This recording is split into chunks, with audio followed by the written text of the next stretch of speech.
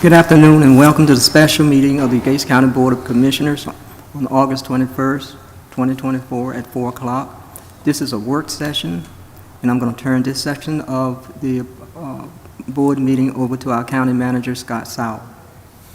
Well, good afternoon. Happy Wednesday. Happy Wednesday. This truly is a working session. Happy Wednesday. Don't run. You know, in a perfect world, we'd have a nice big conference room with everybody around tables, and this really is also a group exercise. As I've come to get better acquainted with the financial and billing system for the water and wastewater systems, I've come to spend a lot of time with folks like Daphne Walker and Jackie Seagraves and Brad when we can call him in from out in the wilderness, and William when we really get stuck on something. We have prepared and I say we, meaning I didn't have anything to do with, we have prepared a PowerPoint to try to walk through some of the questions and from time to time misperceptions about how our billing and collection system works. Can we switch straight to the, or do I do it? Okay. So we're going to attempt to talk about how the water consumption or water usage is calculated, the time frame that we work under, the billing cycle, and of course we don't have any control over the U.S. Postal Service, and I understand a lot of our mail now goes diverted to Richmond, Virginia before it goes out to the various communities. We're gonna, wrong one. We've got a couple of scenarios we wanted to talk about, and I didn't want to use names. I've gotten to know a lot of water customers in the county, and some of them I might even recognize if I saw them at the duck through, but we're just going to call this first household customer A, who will be receiving a bill on the 1st of September, if the Postal Service works correctly. And that bill reflects the usage for 2 months, because for a period of time we've been billing on a bi-monthly basis. So when they receive the bill September 1st, they will have a meter reading in gallons reflecting both June and July. If you flip over, you'll see we've done some calendars, and you'll never guess that I really liked Crayola crayons when I was in kindergarten, and now that we've got ink in the copier. So June and July are on this exercise, our 2 months of consumption. During the month of August on this cycle, the staff of the Public Utilities Department go through the meter reading exercise. And again, we are still on a manual meeting reader system as we go through the exchange and replacement of the older meters with the new radio read components. But then comes September. Of course, first of the month is Labor Day. And I was talking about the pictures but not showing them to our viewers at home. So June is a water consumption month. July is a water consumption month. Both of those months will be reflected on the September bill. Those meters are read in August. So when we reach September 2024, bills will have been sent out the latter part of August. Our goal would be to have them arrive on the 1st, but since the 1st is Labor Day, our goal will be to have those water bills for June and July hit the mailbox, hopefully Tuesday the 3rd. Bills are due under our system in Gates County on the 16th. but it has been the practice, the procedure, and I believe the policy of the Board of Commissioners that we provide a grace period that is typically 10 days, and during that window of time, they can pay their bill without any interest or penalty after the bill was due. And that firm deadline then is the 26th, 10 days after the 16th. And those bills need to be paid by 5 p.m., and there will be no penalty.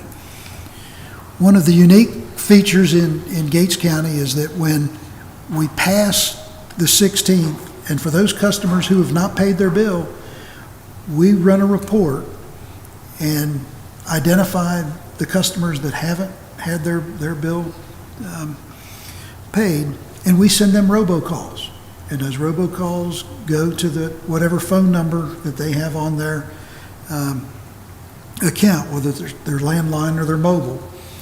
And our system will generate a report as to whether or not that robocall was received and listened to.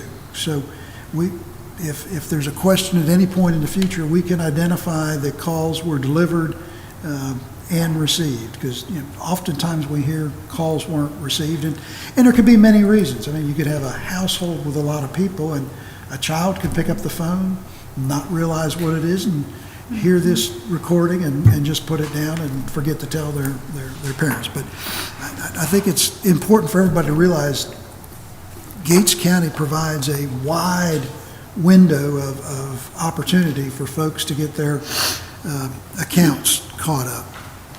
Then typically after that date on the 26th, that would be the cutoff. Well, on the scenario we're working at now, we're on a bi-monthly period. So for the month of September, we have 2 cycles, because we read the meters in 2 different geographic areas. But as we move along for customer A is going to pay their bill as scheduled, and their account is clean. And the scenario that we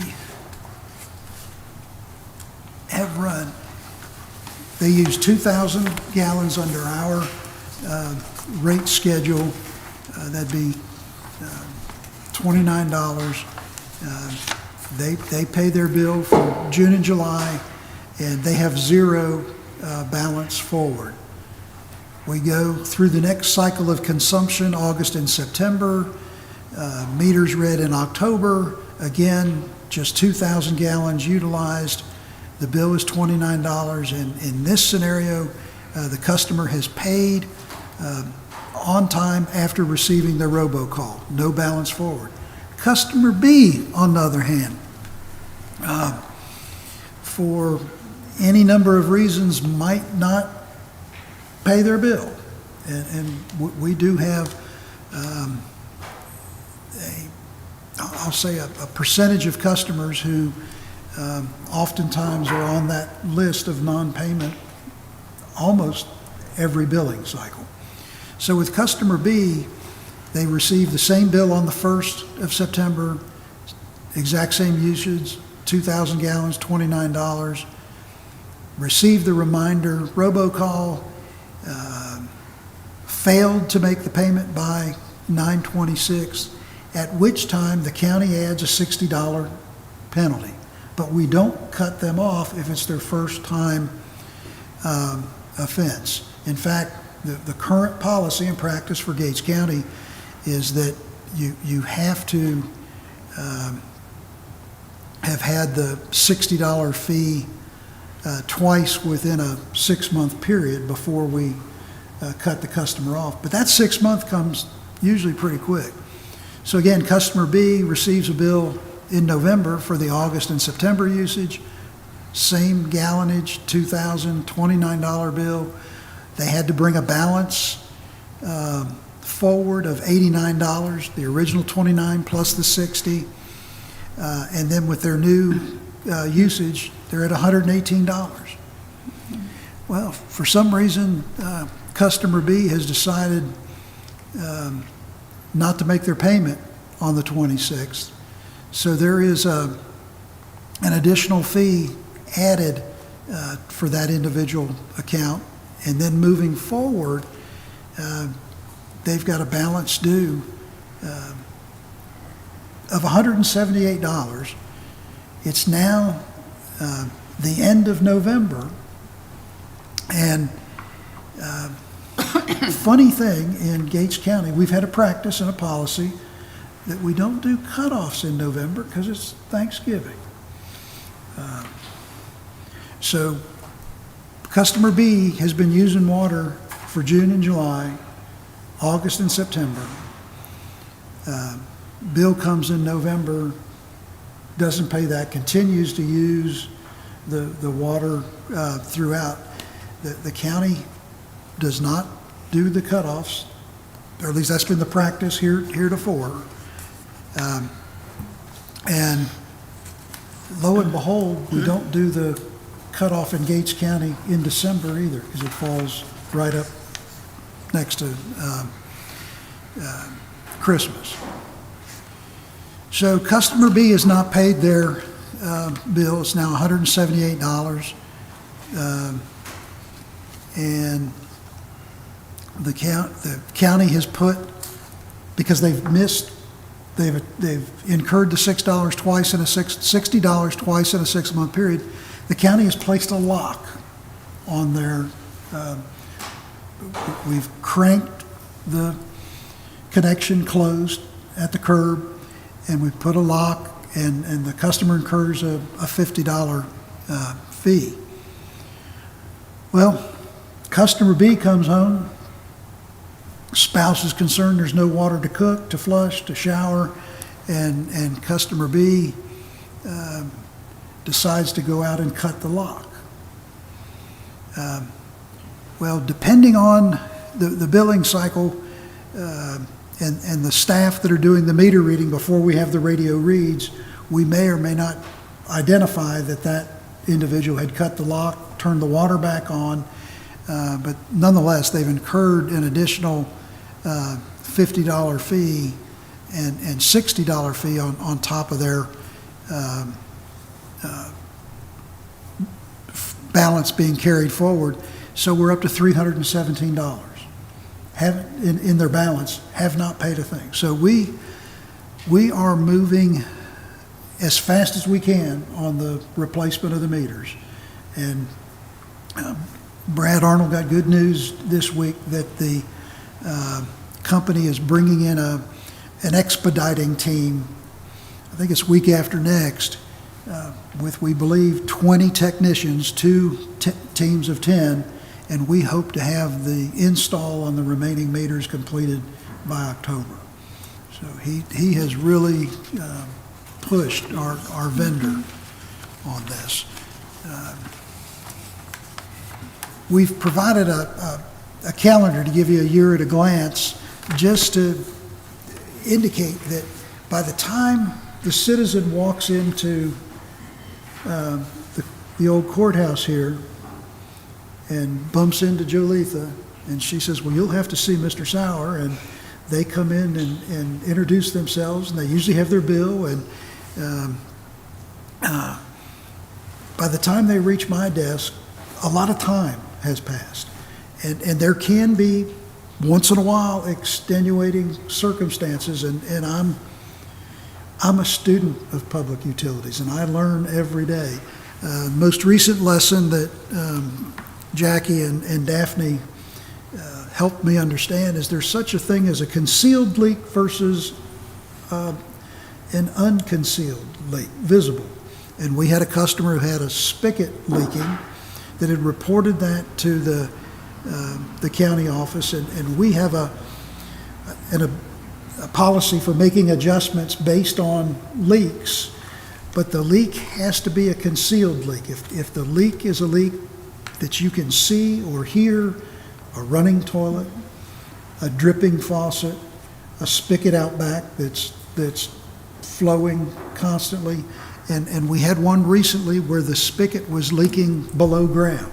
There was no visible way to determine that, and we ended up making an adjustment for the customer on that.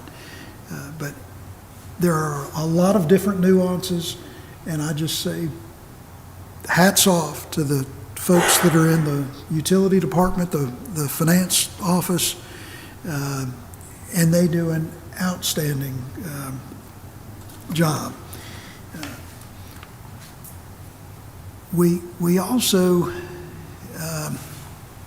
tell you what, this is where I'm going to need to switch to the other PowerPoint while I talk.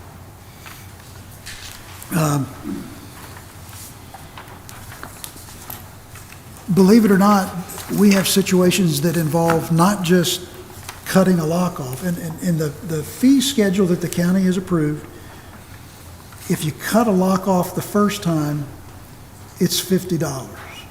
If you cut a lock off the second time, it's $250. Given that there's been 6 months that have transpired by the time we find the first lock cut off, I think we're really doing folks a huge favor in incurring an awful lot of cost and loss of staff time. But we've also had some situations where after they've cut the lock off and we've identified it, if they haven't paid their bill in full, we remove the meter. They have no connection to the county water system. Well, we have some fairly skilled customers, and in this case, customer B went in and put his own straight pipe connection where the meter used to be. That's a violation of state law. That's a violation of federal law. You cannot tamper with utilities, whether it's water, natural gas, or public water supply. So the individual on the left, we have taken to the magistrate. We've had our first appearance in court. The case has been continued, but we believe unless we enforce the rules locally and the statutes that apply to the utility that we're entrusted with running, this sort of stuff is not going to stop. The photo on the right-hand side, this person was a little bit more innovative and put in brass quick connects on either end of that straight pipe. So when they leave for work in the morning, they remove the pipe. And when our staff come by and start checking on various locations periodically, they open the box and, well, there's no straight pipe here. The water meter's been pulled, and we move on to the next. So again, we will be moving forward to press charges on this one too. They just happened to catch it. But given that 2 years ago the board had a report that our unaccounted water loss was 37%, my guess is probably a whole lot higher than that, given some of the things that we've dealt with. But we are moving as best we can to tighten up on the meter reading, tighten up on the enforcement of laws that are violated. And after talking with the staff, I feel I need to share there have been some COVID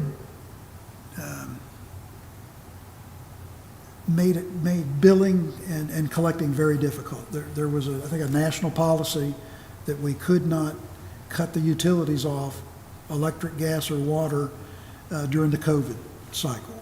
And I think a lot of people got used to the fact that there was really no enforcement, no risk of cutoff.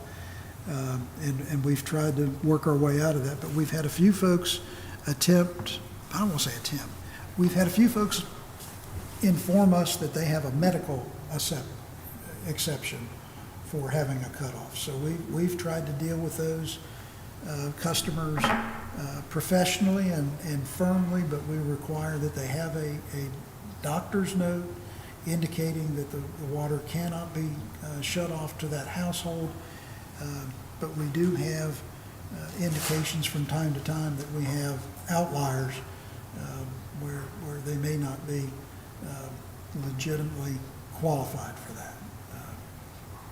Again, I promised everybody I'd move this thing quickly, but nonetheless, we've reached the point where we've got a lot of accounts receivable that are no longer collectible. They're beyond the 4-year statute of limitations, and we've got some cleaning up to do accounting-wise. And William's already been meeting with the auditors. As the board will recall, you received your audit just 60 days ago, I think, and we've already got ongoing preparations with the auditors for the fiscal year that ended June 30, 24. And a part of that exercise, we're duty-bound to clean up our outstanding receivables that are non-collectible. And we're looking at water, we're looking at solid waste. I'm under the understanding that the county for a time billed solid waste as a part of the water bills. Now we do the solid waste fee as a part of the tax bills. And as they say, for eating an elephant, you do it one bite at a time. So the first bite of the time for today's discussion is going to be the solid waste component. And I prepared this last night and had it brought to my attention after I'd already made my copies and brought them up tonight that I picked the wrong number. The 208 that's down next to is 208,859.79. That is for the water and solid waste combined, and we're going to need at least another 30 days to work through those. The correct number is $110,692.20. Would you mind repeating that? Yes, it's $110,692.20. And this is for solid waste fees. And Daphne, help me out. Those are the ones that we bill quarterly. And this dates back to 2019. Is that correct? So we passed the statute of limitations, but we can't collect those. So if there's no objection, when I present the manager's report at the 6 o'clock meeting during the regular meeting, I'd like to refer to these recommendations so that the board could consider approving or not approving these recommendations. So the write-off for those delinquent accounts will be $110,692.20. Item next comes directly from the finance office in an attempt to get us compliant with local government commission standards that were put in place, I think, in 2017 that cover electronic transactions, both expenditures and revenue, because there are times where we receive payments from customers in the form of credit card, debit card, electronic funds transfer, but we also have expenditures in the way of electronic payments, ACH, to vendors. And there is a general statute and an administrative code that every county, every municipality needs to have on record within the board's corporate minutes, indicating that we are going to move forward to bring that into compliance. We had done a retroactive records check and we were not able to determine that we had that in place, and before we get flagged by the auditors, William has asked that I bring that forward. So this evening, if there's no objection, I will bring the recommend to approve and to administer the electronic transactions per GS 15928 and to come into compliance with the administrative code there, 20 NCAC 03.0409. So I will bring that, and also 04010 below that. And let me say to the commissioners, if you have any questions, as the county manager goes through these recommendations and explanation, please bring them to his attention, so that we can expeditiously look at these recommendations during the 6 o'clock meeting. Item next, every year or so, and sometimes more frequently than that, the Governmental Accounting Standards Board promulgates new accounting rules, and they have promulgated much more strict leasing and accounting rules for assets that you might consider intangible. And in this case, it would be a software program that we might have for billing and collecting, for the tax office, for finance, for the zoning department. And they've come up with a term they call SABITAs. This was a new term that Mr. Robertson introduced me to. That is a subscription-based information technology arrangement.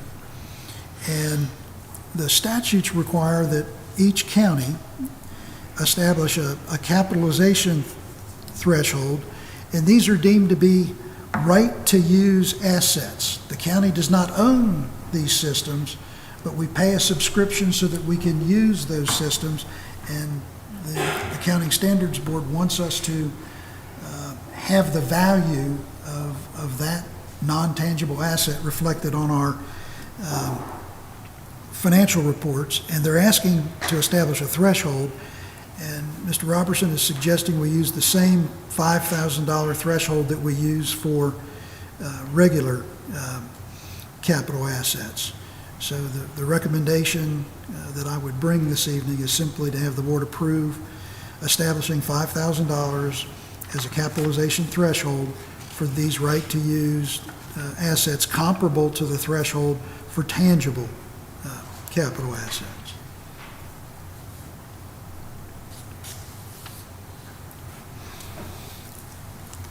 Item next is a bit of a retrospective for me.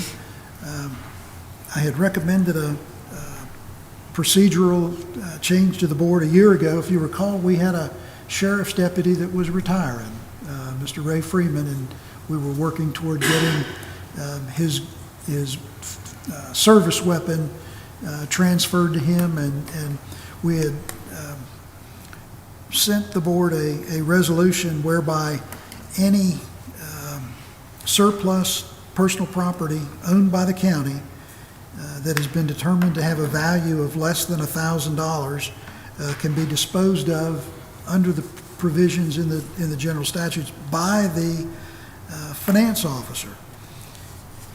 We borrowed that policy from another jurisdiction, and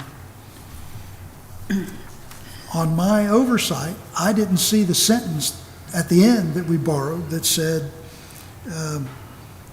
that this policy would delete or would expire 1 year from the date of adoption. And I was alerted that the policy we had in place had just expired, and we're trying to get this rectified before the auditors come back. So without objection, I will be bringing a resolution so that we can correct this document simply by deleting the statement about the expiration 1 year after it's adopted.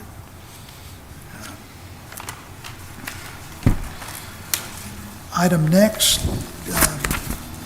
falls in the human resources and risk management category, where we are attempting to ensure that we have employee personal protective equipment for extremities, fingers and toes, hands and feet, and that we also reimburse the staff for those items each year for one pair of work boots and up to 2 pairs of work gloves, not to exceed $250 per employee so that we can prevent injury, lost work time, and claims against our workers' comp policy.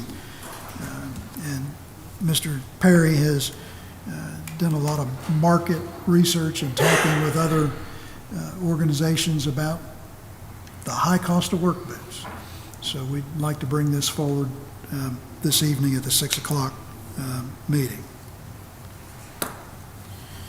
Now, I had promised Taylor Fisher, our tax administrator, I was going to get to the tax office item by 4:30. I think I'm pretty close. Like the finance office, in the tax office, Ms. Fisher is working to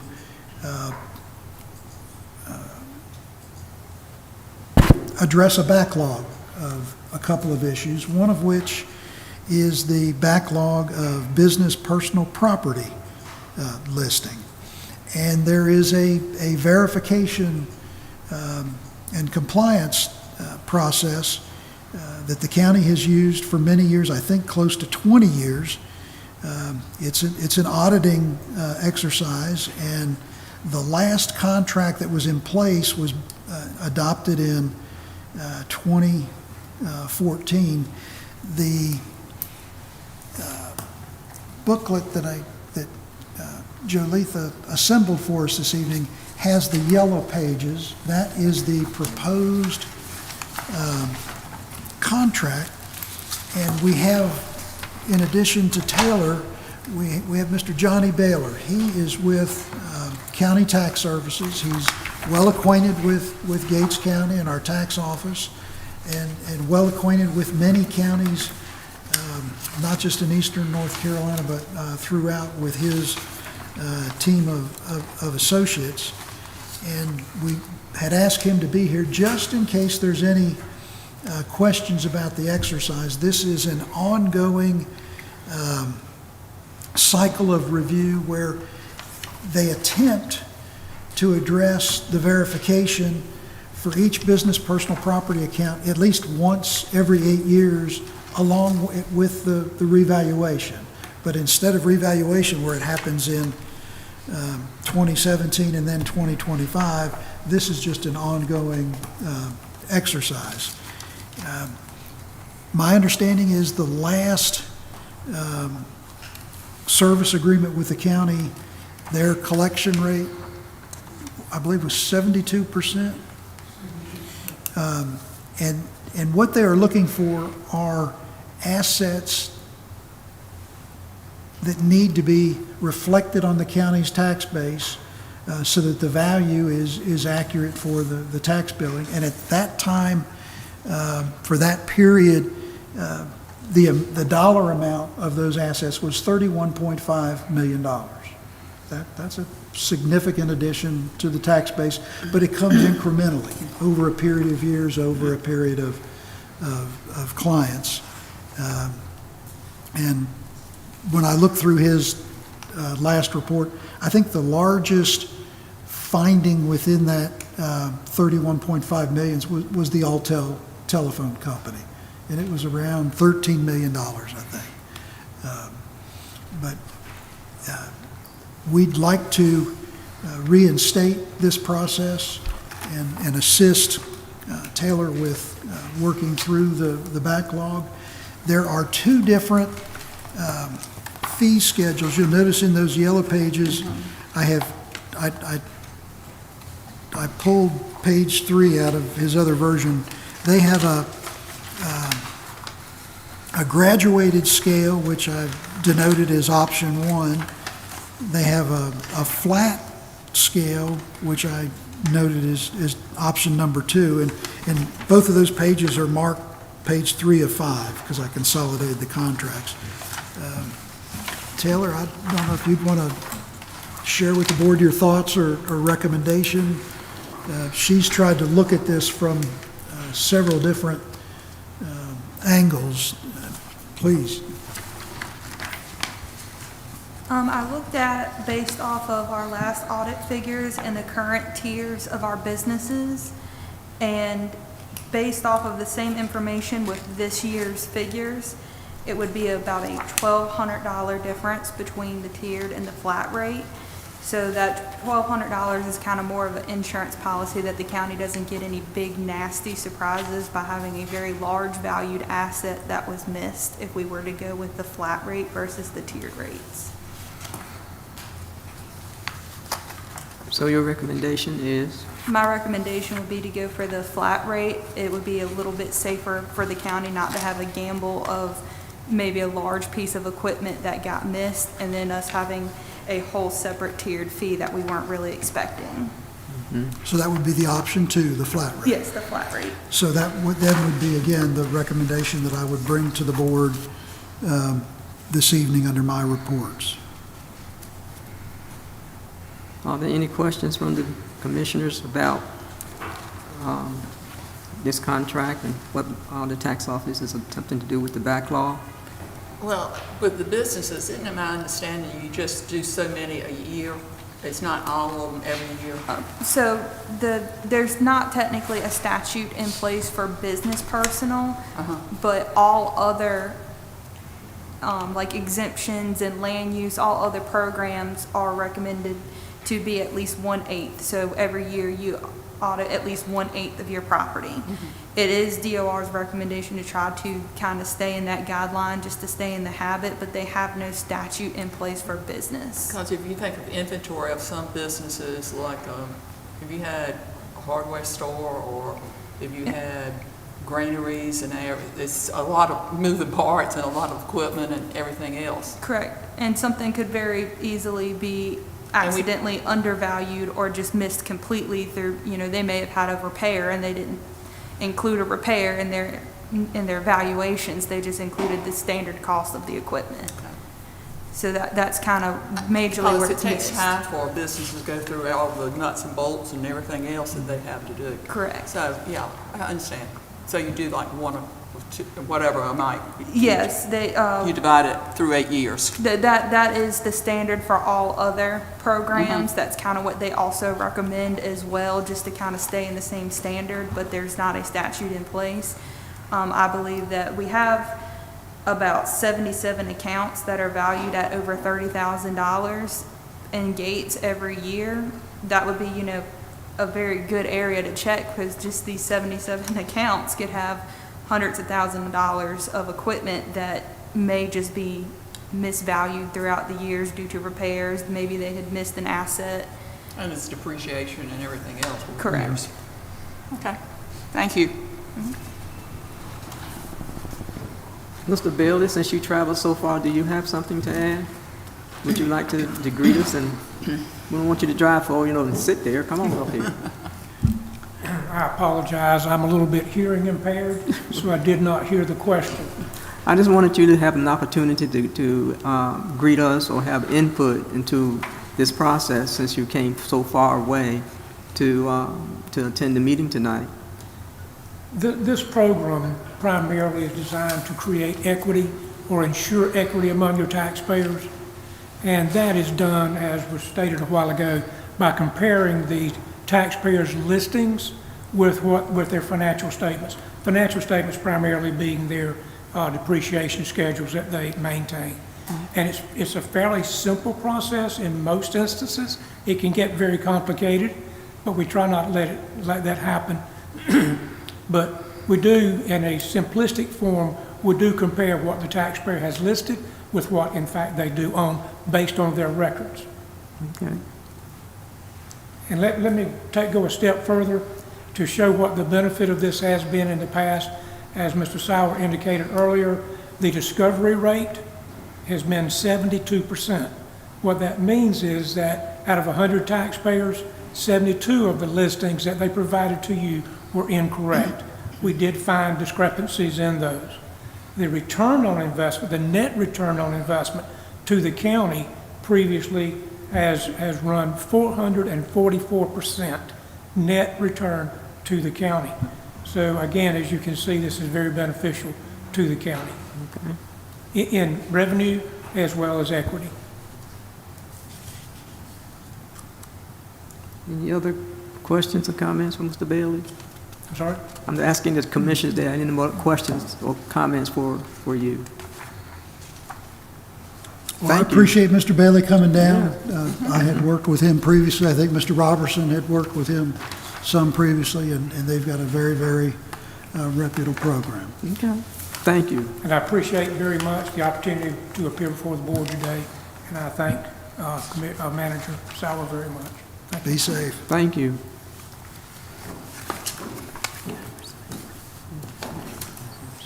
Next, I'd like to ask my technical folks to take me back to my PowerPoint.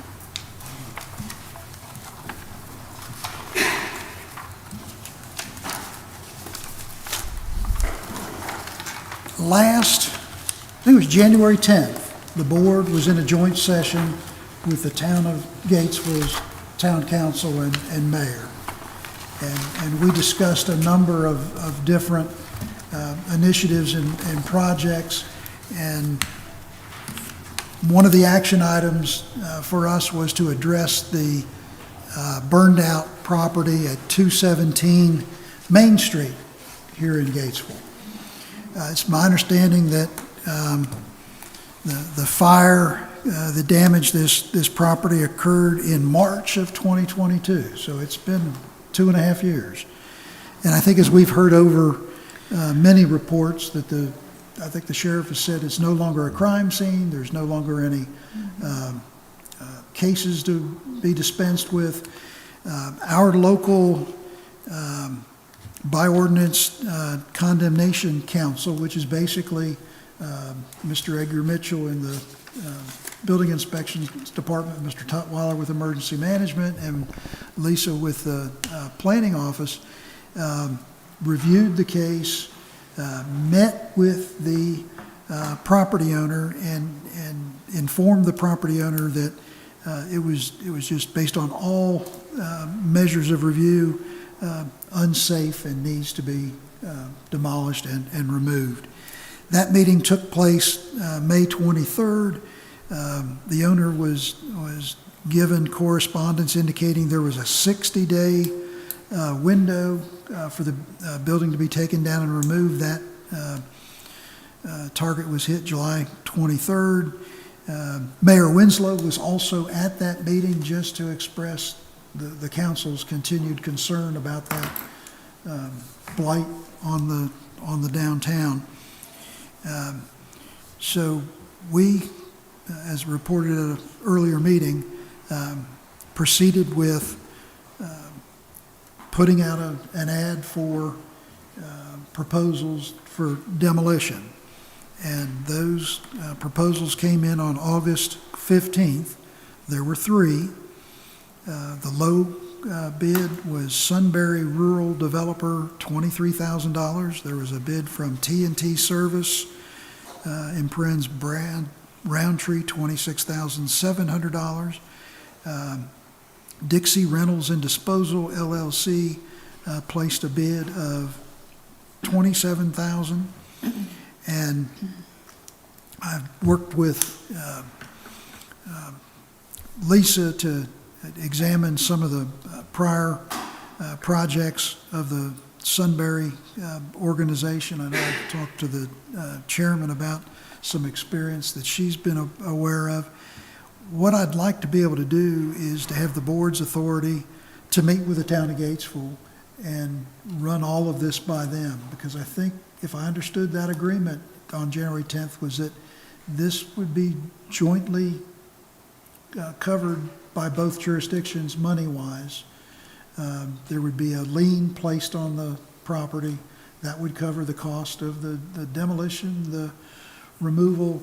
The bid requirement is that they also level the lot, fill it back in, and make it presentable so that when it does go up for sale for foreclosure, hopefully there will be some significant interest. And the town is also going to be placing liens for some of the maintenance and upkeep that they've had over the years, cutting back the weeds, cutting the grass, things of that nature. This may be too much of a hopeful dream on my part, but I'd like to see it done by Halloween. So when we have those 500 children come through town, we don't have this dangerous, and when I say dangerous, when Mr. Mitchell and Mr. Tutwiler did their review, they found that there was an open septic tank on the property. And Mr. Tutwiler took it upon himself to get some plywood and put out some orange cones and some yellow tape, and we've now got it covered up. But heaven forbid somebody's dog goes running, they go chasing after their dog in the dark and don't realize there was a pit there. So that pit will have to be filled in and leveled off. But I think it's a really good opportunity for the county and town to work together. But I really would like to have a chance to present all of this to the town and make sure which direction they want to proceed so that we can do it in a joint fashion.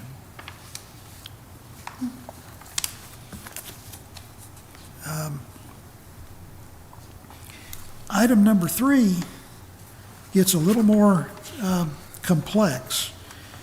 The funding that Gates County received back in the fall through the state budget, and it was a specific appropriation of state law called State Law 2023-134.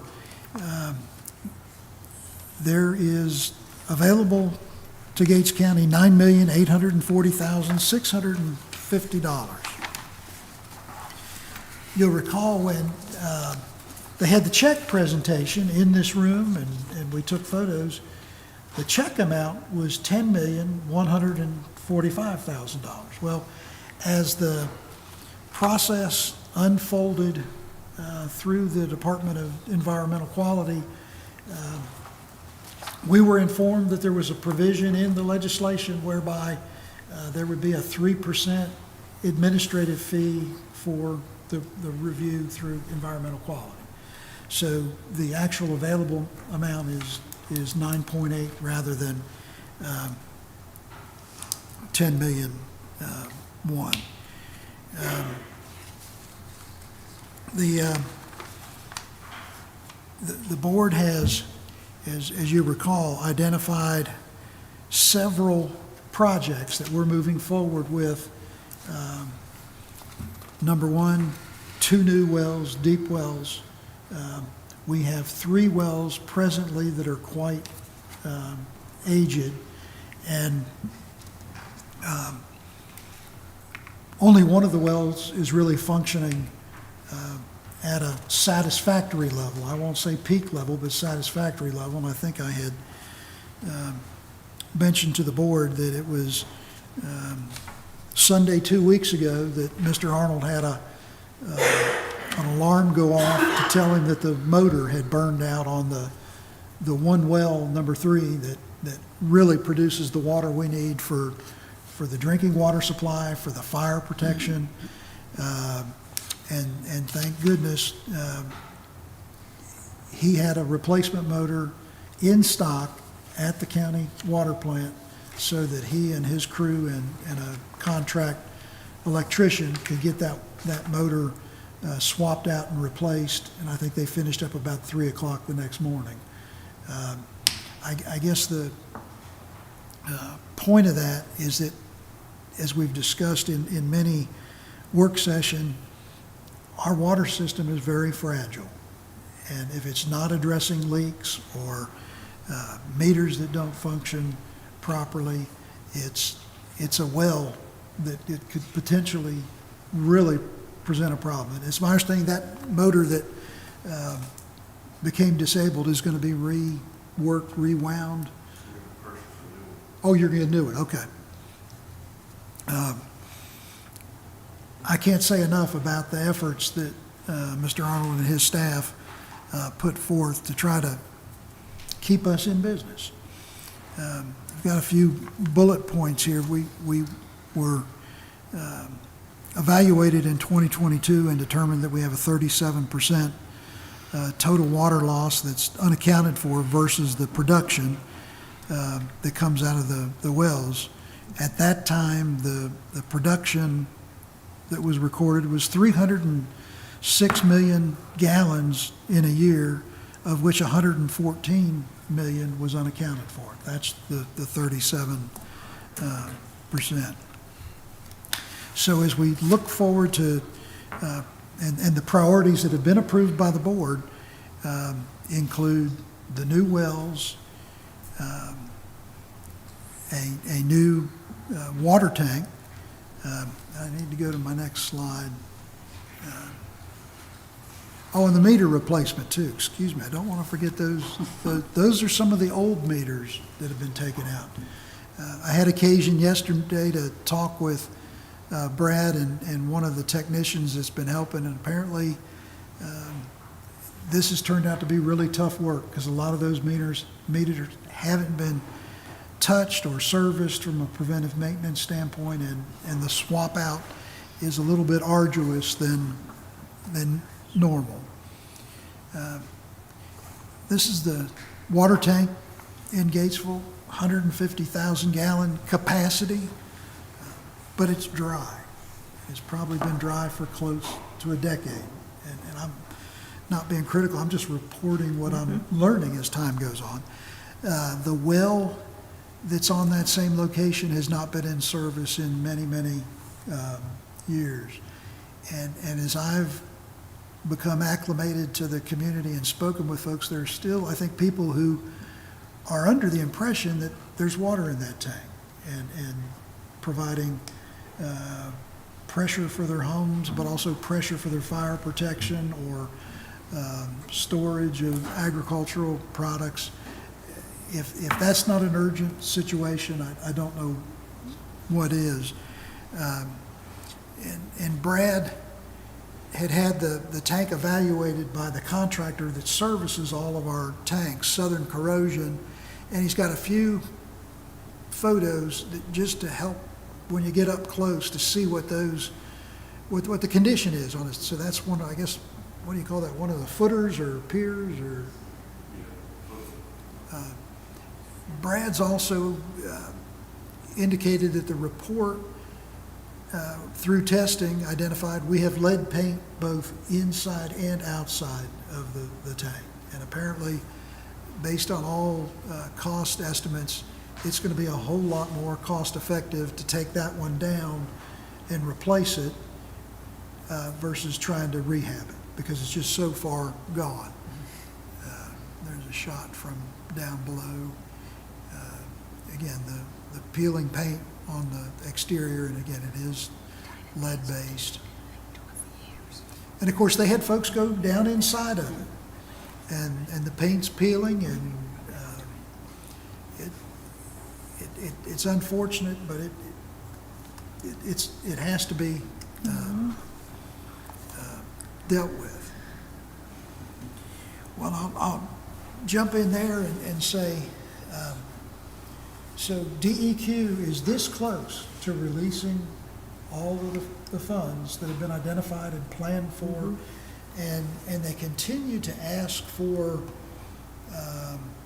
documentation and support that these endeavors on behalf of the infrastructure for Gates County are supported by both this governing body, the county commissioners, and the town council for the town of Gatesville. And that's because when the legislation was written, Gates County is the recipient of the entire amount. But they split it. There was a line item, $970,000 for Gates County, and about $9.7 million that's earmarked for water or wastewater for the town of Gatesville. But it's been provided all to the county. Well, as you work through our list, and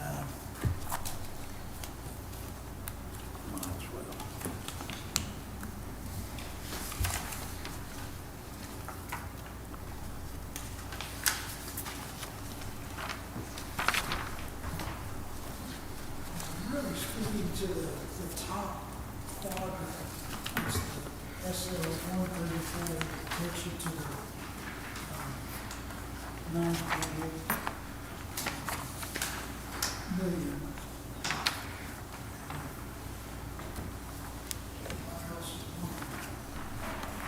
Follow along.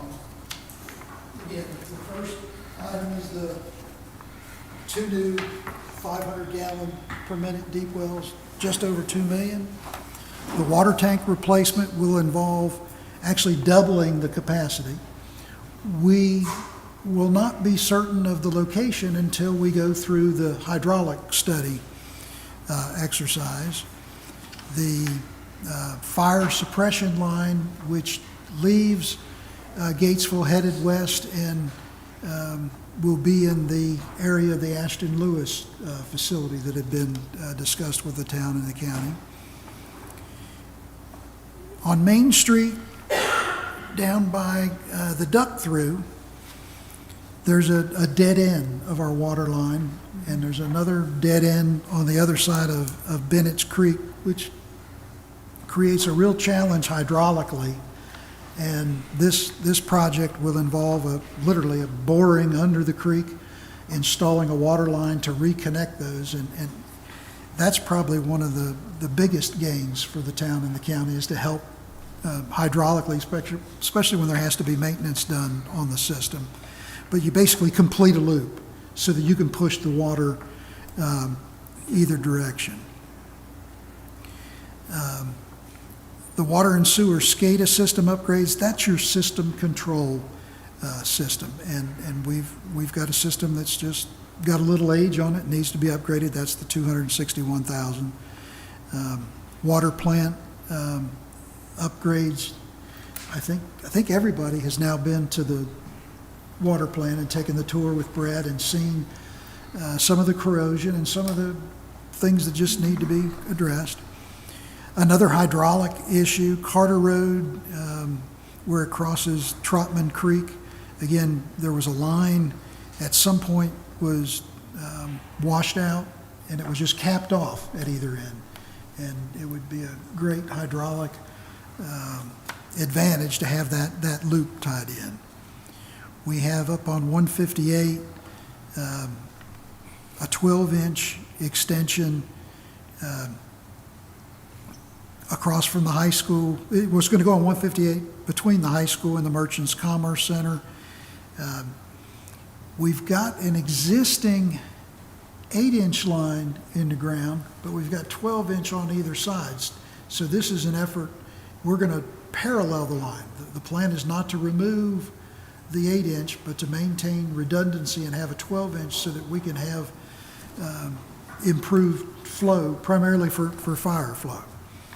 And then the last item is the only wastewater item, the $283,000 for the effort to support the campground expansion at the state park that we had talked about some months ago.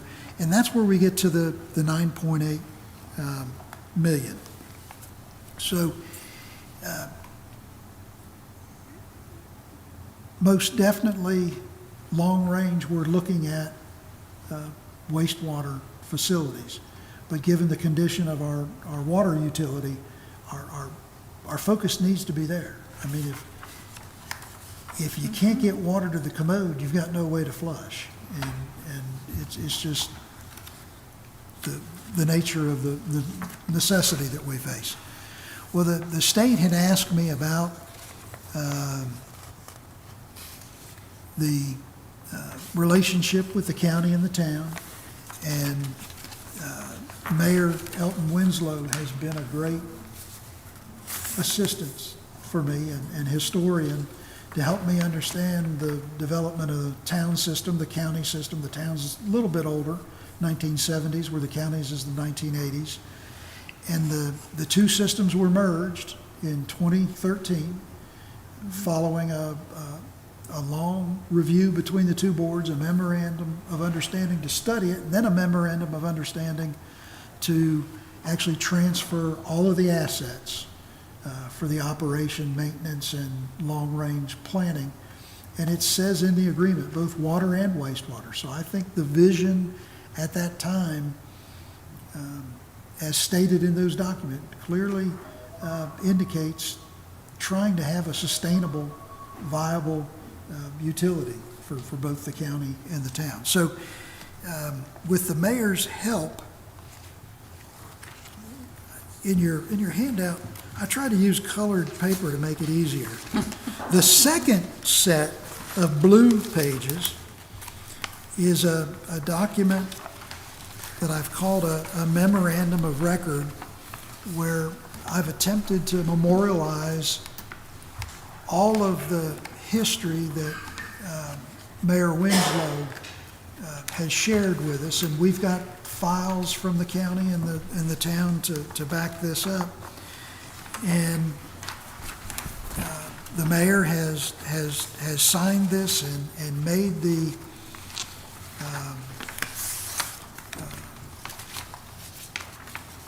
or shared the fact that he's been the mayor since 1979. That's the year I finished high school.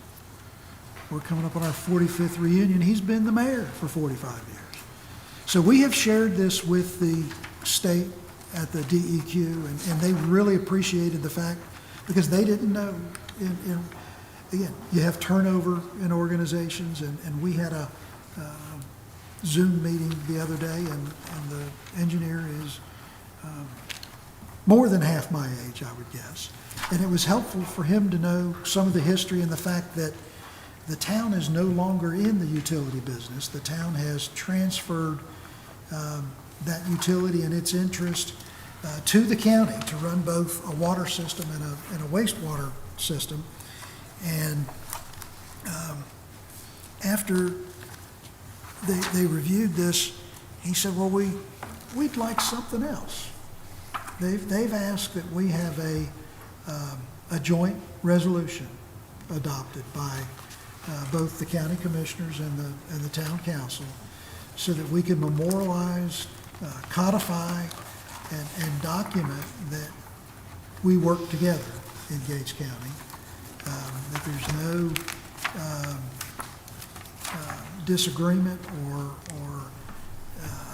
issue with the fact that the bulk of these funds in this initial set, and again, we've got a list of $16 million worth of projects that the board has garnered in the last couple of years. But to kick it off, we've got to shore up our water utility. So I had asked the mayor if it would have been possible to have the town council meet with us today, either at the 4 o'clock session or the 6 o'clock session, and schedules weren't able to mesh. But I have asked that if they can schedule a meeting soon, I would like the opportunity to go with them, and as many commissioners as could go, and certainly Brad, because he's the one that lives and breathes the history of this system and all of its connections. And again, I'm going to flip you back to your book. After that yellow tax contract, in the white pages with the Christmas colored highlights, red and green. Anybody ever used to watch public TV and the show Red Green? I happened to pull that up the other night. We have the current list of all of the leaks that have been communicated to the office. And help me out, Brad, did I count 57 on that list? I think I left it on my other pad. And then on the blue pages right behind that, for 2024 year to date, for the calendar year 23 and the calendar year 22. Remember, Brad arrived here in April of 2022. These are all of the leaks and repairs that have either been brought to his attention, that they have identified, or during the fiber installation where the leaks were sort of man-made in that exercise. Well, I wanted to get back to my slides if I can. And again, they've got these testing devices. Brad, help me out on how those work. It's a lead test. If it turns red, it means lead is present. and they had testing both on the outside and the interior. So, back to our January 10th meeting, we talked about the house at 217 Main Street. We talked about the fire hydrant right across the road here that I'm told has been dry for many, many years, non-functional. And when the board adopted its ARPA plan in the spring of '23, there was a portion of the ARPA funds that were dedicated for fire hydrant replacement. And this was the first one to go in the ground. And I know they've done, 5, 6, 7 so far? Hydrant? 4. With all that he juggles, it's tough to get around to but we have been, with the help of Billy Tutwiler, communicating with the fire departments and hoping to identify those hydrants that are most critical to their operations to get those replaced. So we're ready to go on those. Of course, you've toured the water plant, and as we tell our story and share our history with DEQ, I continue to just walk through the exercise that we've experienced just in the short little while I've been here. They had it was interesting. The fire departments had a training session out at the water plant one weekend, and in the exercise that they had crafted was a chlorine spill of some sort.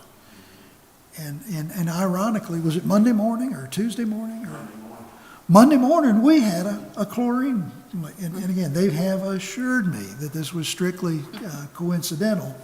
But thank goodness we had folks that were ready to go. But Brad and I had talked even before that. Long term, he's got some ideas and concerns and suggestions how to make things a lot safer for our employees and the folks that have to go in and out of that building. And I don't know if you'd want to touch on that a little bit, the switch over that you'd like to make once we secure funds.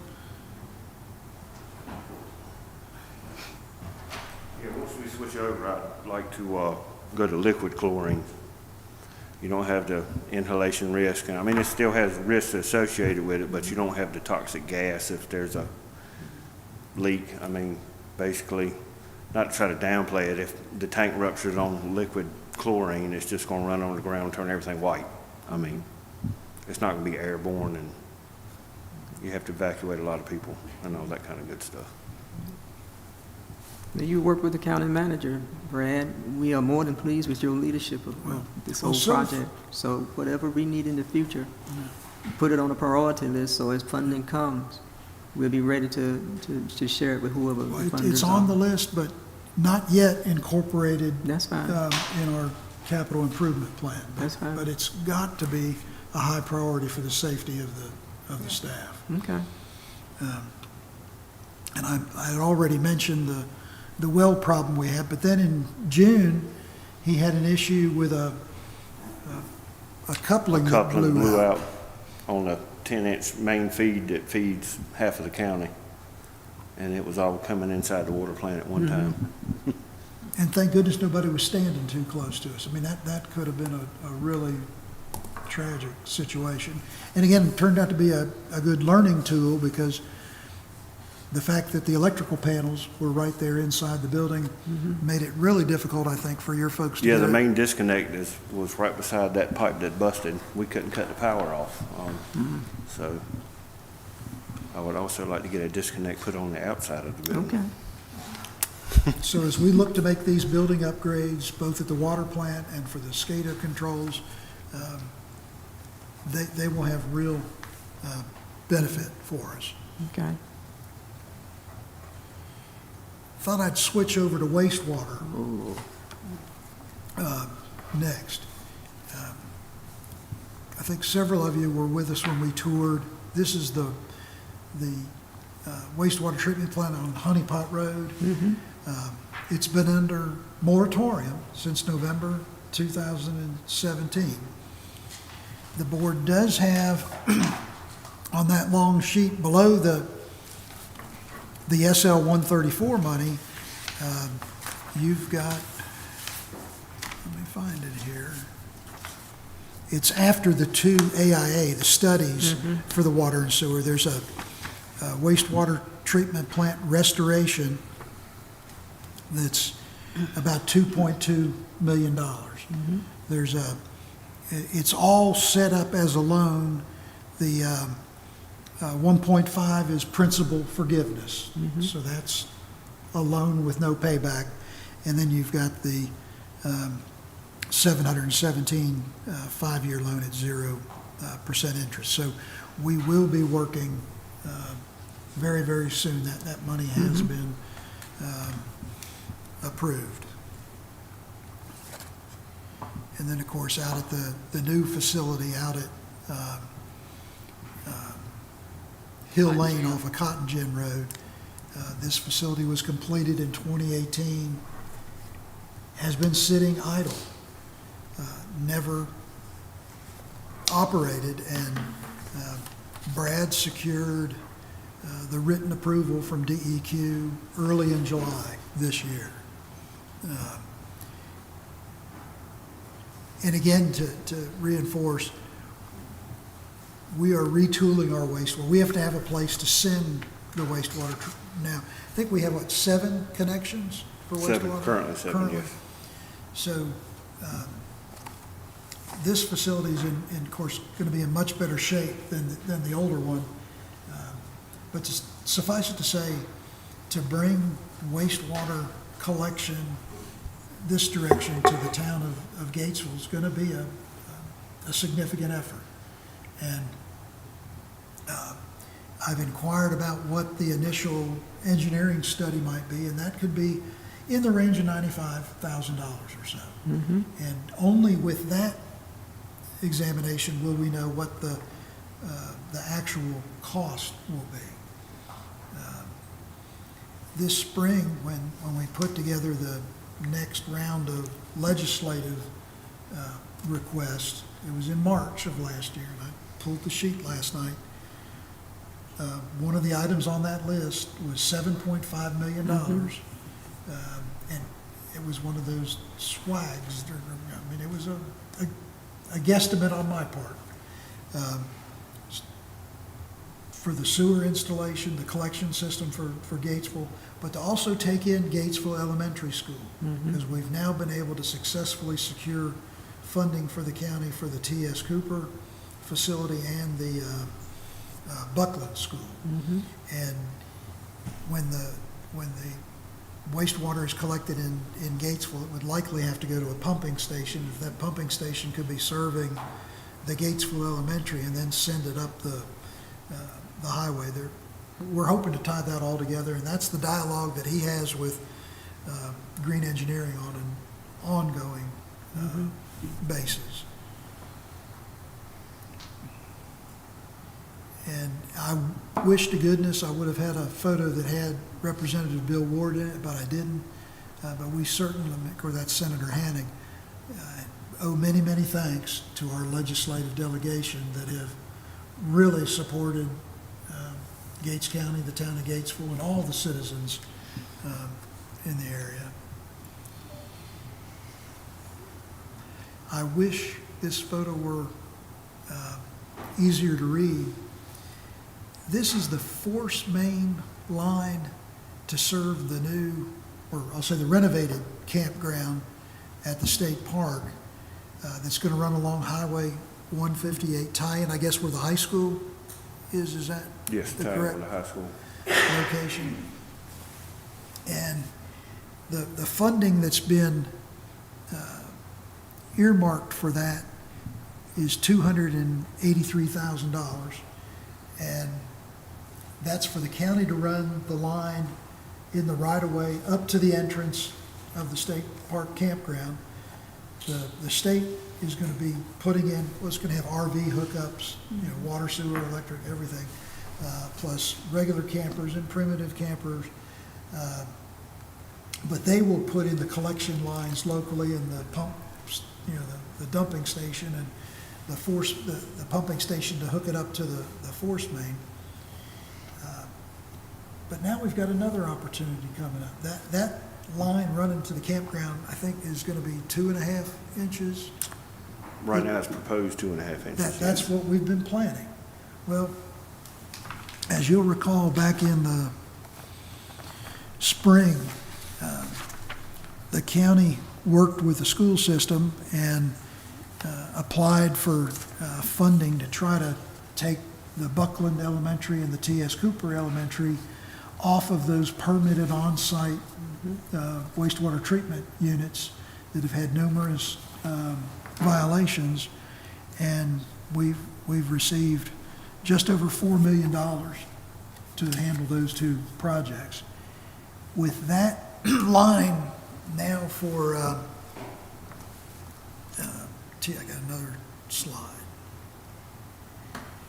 I guess that's the green line. Am I looking at the right thing to the right, to the Yeah, east? green line. If I understand it, the force main to go over to Sunbury is going to need to be 8 inches. Does that sound? Proposed 8-inch, yeah, right now. So if long-term, we've got an 8-inch line that's got to run to Sunbury and T.S. Cooper, there might be some benefit to delaying putting in a 2.5-inch line to run up the same right-of-way along 158 to serve the campground with 2.5, and we're going to be going right by it again with an 8-inch, and we wouldn't want to parallel those two lines. And as Brad's been calculating this with the engineers, there could be a significant savings there. I mean, we're talking hundreds of thousands of dollars. And we have a meeting with the state park folks Friday morning, I think it is. No, we have a meeting with Green Engineering Friday. Okay. I don't know if Stephen Yeah, I don't know will if be if on the that parks call are or good. not. Nonetheless, one of the strategies that may be coming to the board for possible consideration is that we would work out for the campground a temporary pump and haul solution in lieu of putting in a brand new 2.5-inch line that's going to be paralleled by an 8-inch line to take waste from T.S. Cooper and the Sunbury area. And that would be a short-term pump and haul, and I wish I could tell you what short-term is. We might learn that. 6 or 8 months. What he's talking about as far as pumping hauls means it'll just pump to their wet well, and we'll hire a contractor to pump it out and haul it off once a week, whatever the flow volume takes. Just rough guesstimate, you're looking at probably $6,000 to $10,000 over that 6 to 8 month period, and you're being able to save $280,000 by not running the force main. So are you saying instead of having a 2.5-inch line, going to have the 8-inch line, instead of having the two parallel lines, we're going to have the 8-inch line, and temporary we're going to have, like you said, a dump and haul. Like a pump and haul. And would that 8-inch line be enough capacity for T.S. Cooper and the Bertram Mills Park once? Yes. Oh, yeah. You will Yeah. have capacity You'll have for plenty. improvements at Merchants Commerce Center, for any other development that happens around the high school, and even long-term if the county were to study it for the village of Sunbury. Because I would imagine they've got septic challenges very comparable to the town of Gatesville. But there are a lot of pieces to this puzzle, and again, my goal in having this work session and this discussion is that we need to have a more in-depth discussion with the town, and to hopefully honor their support for the proposed joint resolution, which is in your book. And it's up to the board. Do you want to adopt it in advance, or wait and have the conversation and adopt it together at the same meeting? But you've got a draft, you've got something to look at. I'll be sharing this. The mayor saw a very, very early draft a week or so ago, but we've fine-tuned that a little bit and tried to put some more details in it. Not that I'm losing my voice, but I need to, are there questions? I mean, it's just, believe it or not, there are counties in North Carolina where the county commissioners and the town council don't get along, and they fight, and they scream, and they communicate to their legislators that it's unfair that this city council gets money and the county doesn't, or vice versa. And it could be a big place like Fayetteville and Cumberland County, or it could be a real small community. And the folks at DEQ just want to make sure that we're all walking down the same path on the same timetable. And I think, without a doubt, we can demonstrate that we are all working for the long-term best interests and sustainability. And part of that discussion on wastewater in the town of Gatesville is going to be whether or not it's force main or gravity flow or some combination. To put in a force main sewer line on Court Street or Main Street would require very, very deep cavernous digging, streets torn completely up. I mean, it's a lot. Every street in Gatesville will get repaved.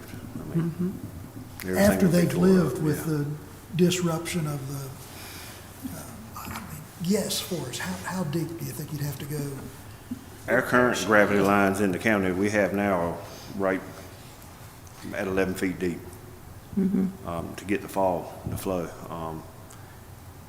I don't know what the depth would be here because, I mean, you would have to have a feasibility study, a prop study or whatever to find out, but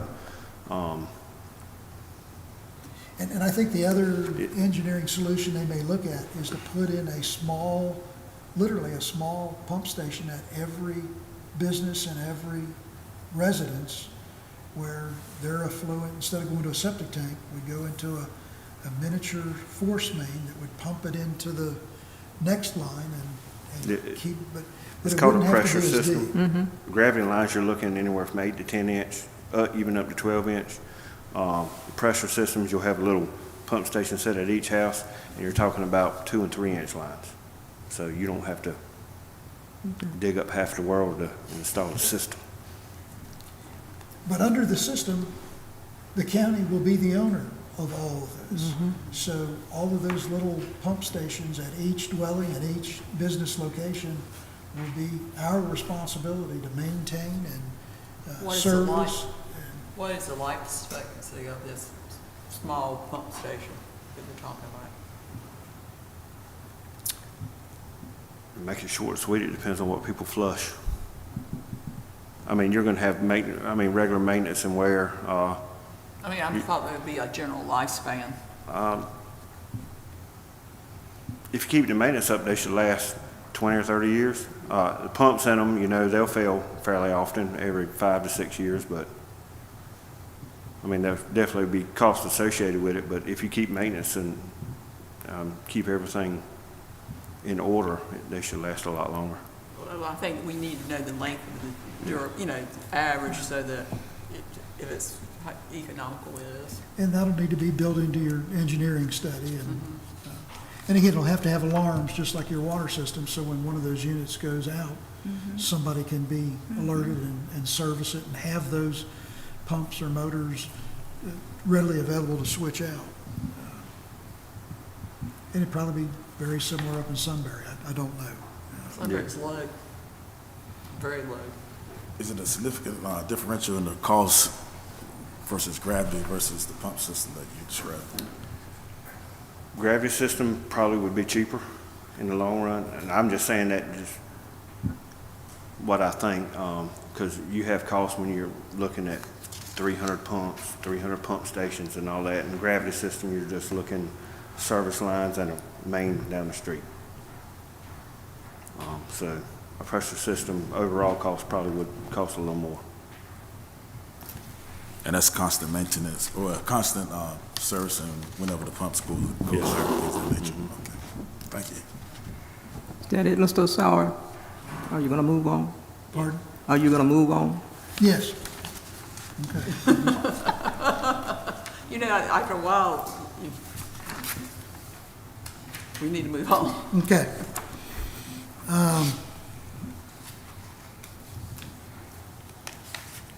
RFQ addendum. Last year, when we put out the procurement for engineering services, there was no way in the world to estimate the breadth of the funding that the county would receive and the scope of services that could be rendered. So we issued an expanded scope of services. But I am going to have to defer that item till next month. And I'll have more for you next September 18th. Legislative schedule, oh, can I go back to my slides? Did I lose my slides? Okay. The Association of County Commissioners in North Carolina has a legislative goals process, and they're most likely nearing the end of it as they approach the January date. To my recollection, one of the primary goals that would have a local impact but be appreciated statewide is the broadband installation of overhead wires that conflict with farming operations. But there may be others. I've got a rough draft of a policy statement on my desk that I have not spent any time on, and I'm just not prepared to present it that. But we are working on, and these, I think the television screen shows better than the wall. We've been working on collecting our evidence to take to the legislature and to take to the association's legislative conference to demonstrate just how low some of those lines are and have been and have actually been entangled in various pieces of equipment. And you can only imagine that these were provided by Erna Bright, who tends to collect these for me.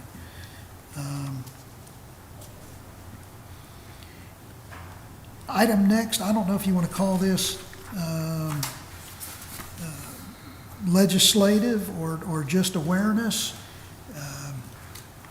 or maybe just to have in your pocket next time you bump into one of your legislators and they say, well, what could we do to help y'all over in Gates County? Well, I was talking with some folks at a regional meeting recently, and in our area, I think we have, they call it the Northeast region, set up by the university, by NC State University, 8 county agricultural technical agents. Of course, Paul Smith is ours. There are only 2 ag agents in an 8-county area right now, and have been for years. And I don't know that I can give you a reason why, but it would certainly behoove us to ask our state legislators to, from time to time, talk to their colleagues at NC State and see what we can do. You know, we've got a person, but he's spread far and wide, covering instead of 300 square miles for Gates County, he's helping to cover 1,500 square miles with another agent. But you've got 2 agents covering the territory for 8. So, and I can get you some more particulars on that. But sometimes it just takes the right conversation, the right twisting of the arm, and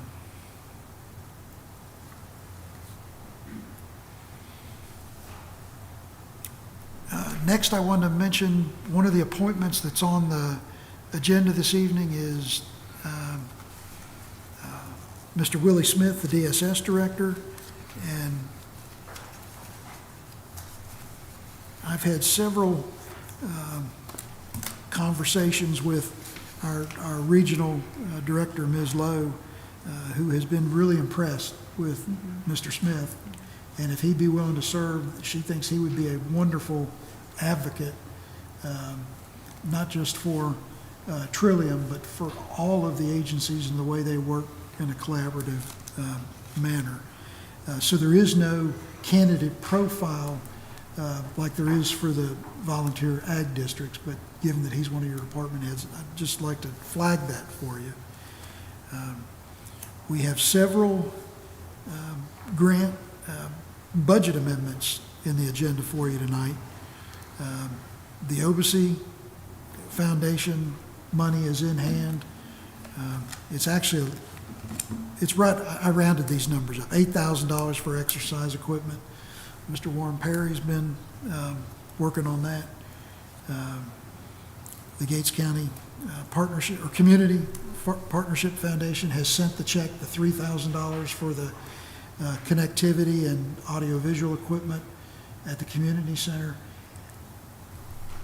That project has taken a life of its own, because once the IT guys got into the community center and started asking the staff, what do we need? Because it's more than just a television on a wall for programming or watching a show.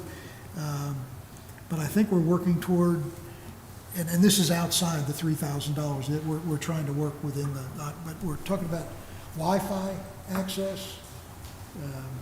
We're talking about, you couldn't hear, firewall. We are having, just like every other business and jurisdiction, issues with outside entities attempting to invade our computer systems. So we have worked to protect the community center just like we have firewall protections for every system within county government, whether it's DSS or the sheriff or the finance or zoning. And we've also put in new voice over IP telephones for them. But the OBC, or excuse me, the Gates County Community Partnership Grant really was the spark for a lot of positive energy on that. There's also a $90,000 grant, no local match, that was prepared by Mr. Tutwiler for equipment for the emergency management operation so that he can assist any number of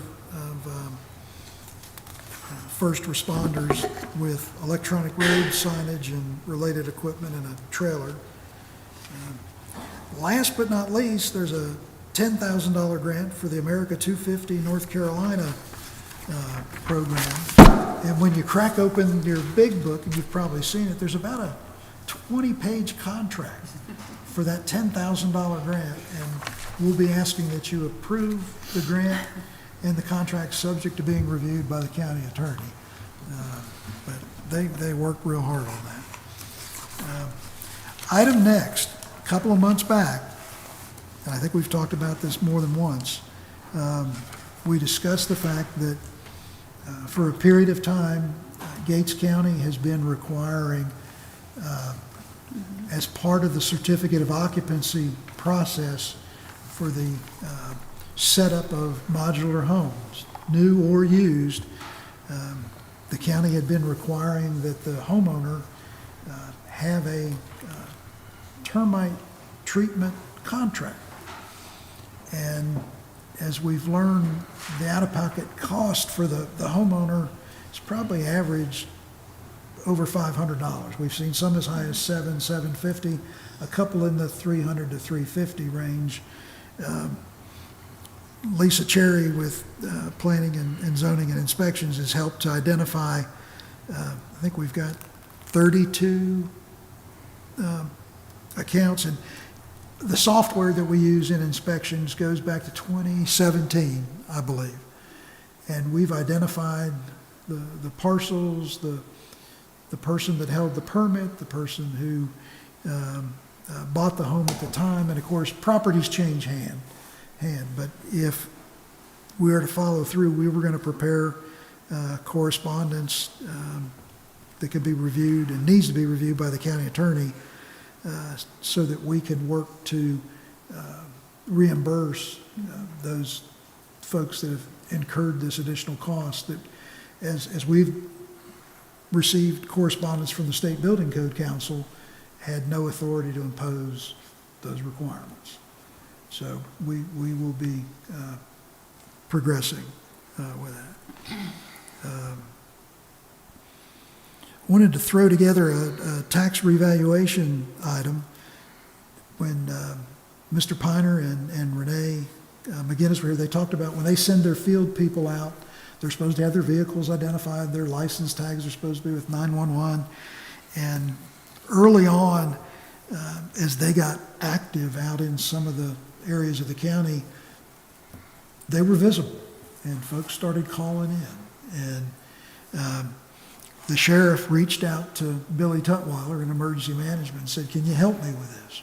And they came up with a non-emergency code red alert to send out to the areas where the reval folks were working, just to remind them that these field staff are under contract with Gates County through the tax office, and this is part of the revaluation process. But it was just a wonderful example of the two agencies working together. We are, just like the community center, well into the animal control transition, and I hope if you've had a chance to review the agency reports at the back of your regular agenda package, there's a really significant initial report for animal control response and call volume. The memorandum of understanding that Matt Lowe works under for Hertford and Gates County is needing some minor adjustments, and we've been working on that with the folks over in Hertford County. There is no movement yet on a memorandum of understanding with regard to the community center. That just has not moved forward yet, but it's on my desk. William Robertson and I have finished the presentation of the lease agreement to the federal government with the Department of Agriculture for the USDA, FSA, and Soil and Water Office, and we've been informed informally that everything is positive and that this was I think it was 2001 was your initial lease agreement, and rent has been, I'll just say, depressed in the last 10 years, and there should be a fairly significant gain for the county as the landlord on that. The last component we're trying to work out, the federal government is requiring that we have a pedestal for an electric vehicle charging device that we've been informed is only for federal government vehicles. But we're required as the owner of the leased space to have this provided. And I know that the county attorney has seen some folks walking around out back behind his shop, and Crystal Phillips is working with contractors trying to get, this is an expense of the federal government. Whether we build it into the lease or we install it, they will reimburse us. But that is the last small component of this exercise that I know Mr. Robertson will be delighted to have that file closed and off his desk. So, and I wish to goodness there was a way to, if we have to have one, make it available to the public. And again, maybe if you have opportunities to talk with your representatives in Congress, to ask for a little bit of latitude that our citizens, if inclined, could take advantage of that as well. I think I'm at a point where I could respond to questions or give you all a chance to take a little break before the major league activity at 6 o'clock. I think we probably need a break. What we're going to do is I'm going to ask the commissioner to have any questions or comments from Mr. Sauer, and then we will recess the special meeting until 6 o'clock. Do you have any questions or comments from Mr. Sauer? I want to thank him for a thorough work session as far as bringing us back up to date and things we probably already had but forgotten. New projects, new initiatives, new addendums that we have to get to Raleigh at their request as far as the appropriations that we have. I want to thank Brad and his team, Lisa and her team. The water department is here in force. Taylor's sitting back there. She's got work to do. HR is here, Wilm is here, the staff is here, so I want to thank all of them, especially our technicians with the PowerPoint and teaching our county manager how to click those PowerPoint slides. And we thank him. We really do all the work he puts in, and the county attorney being here tonight. But this presentation was a refresher course. We've seen many of these projects before, but every once in a while it does us good to see it again, to understand what we have left to do. And I want to thank this board, the Board of Commissioners, for being strategic in what we do with taxpayers' money, not only in Gates County, but North Carolina and the federal government. You're being very strategic in what we're doing. We're trying to build a future. We have to go back. We're running 2 tracks. We're repairing and rehabilitating what's old and broken, and we're trying to move forward in a way that we don't have to do this again, or the next board 10 years from now say, what in the world didn't they do? So that's what's taking so long. I had some questions about what are y'all doing with the money? When you get an appropriation, there's paperwork, lots of paperwork. And then there comes the reporting. It's not as though they're going to put the money in the bank and you run wild with it. No, that's not how that works. So I want you to be patient with this board, with the county manager and his staff, and what we're trying to do to make sure that we are efficient and effective in appropriations and anything we receive. And that when we leave here as commissioners, the next board or 2 boards or 10 years from now, they will have a memorialized documentation of what happened and why it happened and where the files are. So I thank the staff for being so attentive and following instructions so that this board understands what's going on. And Brad, you and your people, we thank you.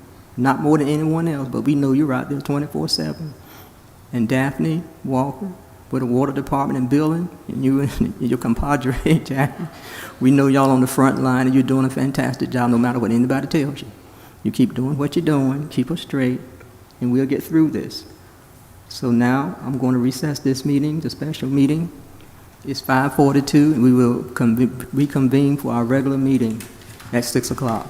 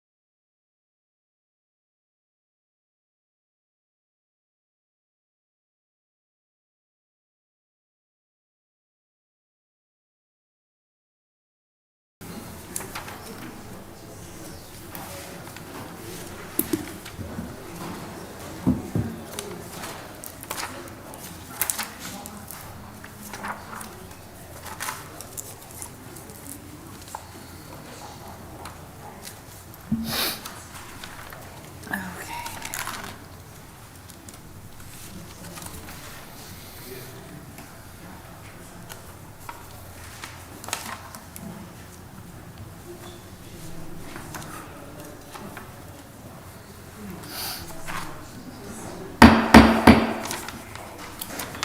evening and welcome to the August 21st, 2024 regular meeting of the Gates County Board of Commissioners. I am Dr. Anthony Riddick, the 2024 Chair of the Board. I am joined this evening by Commissioner Linda Hoffler, Commissioner Brian Roundtree, Commissioner Emily Truman, Vice Chair Jonathan Craddock is excused, County Manager Scott Sauer, County Attorney Pitt Godwin, and Clerk to the Board Jolisa Chestnut. I'm going to request that Linda Hoffler lead us in prayer and the Pledge of Allegiance. If you'll stand, please. Our Heavenly Father, as we come before you tonight, thank you for being a gracious and merciful God. Thank you for the blessings you have bestowed on this county and the individuals that live here. The God, we ask for your wisdom and discernment as we go through and make decisions for the county. We pray that we will that we can all be good neighbors and be kind to each other, and that we work together to the benefit of all citizens in our county. All these things we ask in thy name for thy sake. Amen.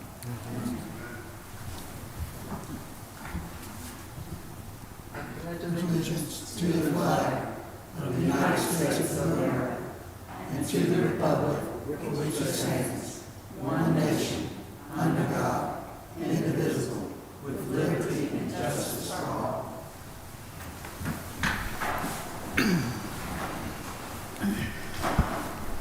Commissioners, you have the agenda before you, but there needs to be an adjustment to the agenda. You need to go in closed session, NCGS 143.318.11A, 6 personnel, and that will be item 9. So I'm requesting a motion to approve the agenda with the adjustment. So moved. Second.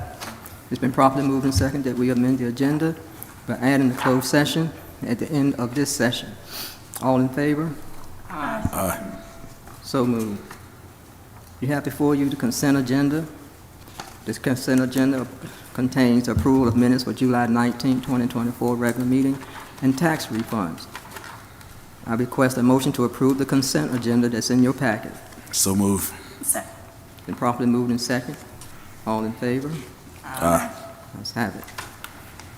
Madam Clerk, are there any public comments? No.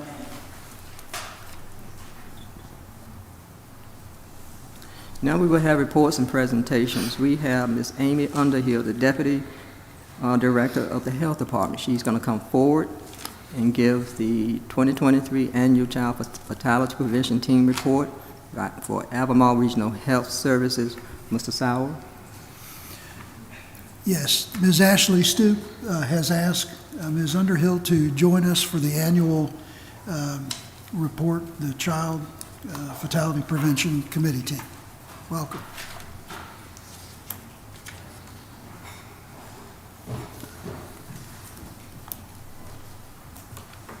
Good evening. I hope everyone's doing well tonight. So thank you for the opportunity to come and speak before you with the Child Fatality Prevention team for Gates County on behalf of Albemarle Regional Health Services. I actually also have our nursing supervisor for Gates County, Karen Riddick, here with us tonight as well. And Karen is one of the chairs of the Child Fatality Prevention team as well. All right. So just to give you a little bit of history about the Child Fatality Prevention Team, this is actually was established in 1993, and it's to review all additional and materials, anything we can get, records, anything regarding a child, and any fatalities that may have occurred. And it's to help to make recommendations to the state and policymakers. The purpose is to really review statewide systems so we can better protect our children in our community. And the CFPT recommendations are typically shared with your local commissioners, our local Board of Health, and then others throughout the community, as well as the North Carolina Child Fatality Prevention Team. In North Carolina, as part of the child fatality prevention system, a local child fatality prevention team exists in every county. So this is a requirement. It's the responsibility of our local health director to ensure that the operations of the local child fatality protection team are following all the recommendations that are put forth by the state for these particular teams. And it's also in the North Carolina General Statute as well. So we're bound by the general statute to have these particular teams. The team is made up of a multidisciplinary group of individuals. We actually, a few of the individuals who serve on the team I see are here tonight, but typically professionals within the community, social services, law enforcement, our district attorney, local community action agencies, our school system, behavioral health departments, guardian ad litem, might be healthcare providers, and others who may be interested in protecting the life of the children in the community. We're required to meet at least 4 times during the year, so generally we do that quarterly, and we make sure that we have all of the information and all access to all the records that we need to review a child's death. Let's see. I talk before my slides, sorry. And really the sole purpose of the local child fatality protection teams and the state agency is to really review the findings to determine trends, target populations and strategies, identify family and community needs, and support community agencies in their service of children and families. And the local team actually has recommendations that are actually forwarded to our state team in order to make recommendations to the task force. And we have several goals that we like to follow for the CFPT teams, and that's really, number one, we talked about involving a diverse agency and disciplines who serve children, collect the data, collect uniform, retrievable data on all child deaths, share results, so link that child death patterns and trends with agencies and groups that can create support strategies to prevent child deaths, and identify system problems and make recommendations, and act to prevent child deaths, which may include launching state and local action to prevent child deaths and reduce the number and rate of child deaths within the community. A lot of times the information that we utilize when we're reviewing a child's death is sources from the North Carolina Center for Health Statistics, the Office of the Chief Medical Examiner, CFPT report forms, and then we actually work with consultation with our Division of Child and Family Wellbeing with the Department of North Carolina Department of Health and Human Services. So that's just a little bit of background. So for ARHS, as you know, we serve 8 counties, and so we do have a CFPT team in each of those counties. So the CFPT team reviewed 23 child deaths, including 2 held over from 2021 and 1 that was pending in 2022. So that was across the district. In Gates County, 0 deaths were investigated last calendar year, and this would have included deaths of children ages 0 to 20 who were deceased for any reason. And all the data must be available in order to conduct this investigation. Therefore, the most recent time frame for investigation data is for 2023. So once they've reviewed some of the data, if there is a death, what they do is take that information and kind of, again, put forth some recommendations to some of our county agencies. There may be initiatives that the health department decides to take on themselves, and then it could be some larger policy initiatives that, again, may be forwarded to the state task force. But some of the things that the Gates County CFPT team has focused on in recent years has been resources on suicide prevention, mental health, and ATV safety. We've partnered with our school system to disseminate information regarding suicide, mental health access, vaping, and ATV safety. The Gates County schools installed the HALO system that detects and alerts staff members to potential vape use in the schools. And then we've also provided the new 988 suicide prevention hotline materials throughout the community as well.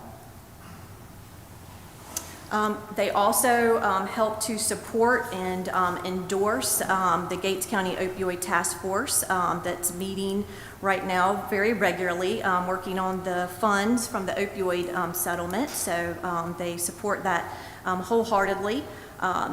They've also worked with the Gates County EMS to establish a baby safe haven box. And this is a safety device for those in crisis and provides a designated area to safely and securely turn a child over to EMS, medical personnel, or other appropriate resources. And then we've also been part of the medication lockbox distribution throughout the community as well, so individuals can lock and store their medications safely. This is the Gates County 2024 North Carolina data card. So you should have those, and there's actually some extras here on the table for the audience if you'd like to take one before you leave today. So just looking at Gates County at a glance here, you can see that we talk about a strong start, like how many women are receiving early prenatal care, babies born at low birth rates, and babies born preterm. We can see that some of the rates here in Gates County, especially for women receiving early prenatal care, is just a slightly above the North Carolina rate. The low birth weights is below North Carolina rate, and then the babies born preterm is just slightly above the North Carolina rate. And then when we look at family and economic security, we can see again we have about 28.9% of children living in poor or low-income homes. 24.5% of children in households that are food insecure. As well, you can see that the median household income for 2022 in Gates County was $55,750.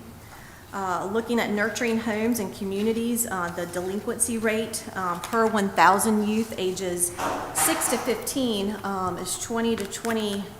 For 2022 was 4.8, just slightly above the state's rate as well. Children assessed for abuse or neglect per 1,000, again above the state rate.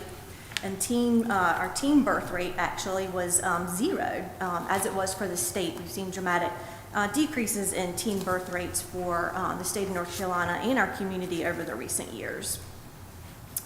We also look at high quality education in the 2022-23 school year. 49% of third grade students were scoring proficient in reading. You had an 86.6 graduation rate among your high school students, and you had 5.3 of the community residents had a bachelor's degree or higher.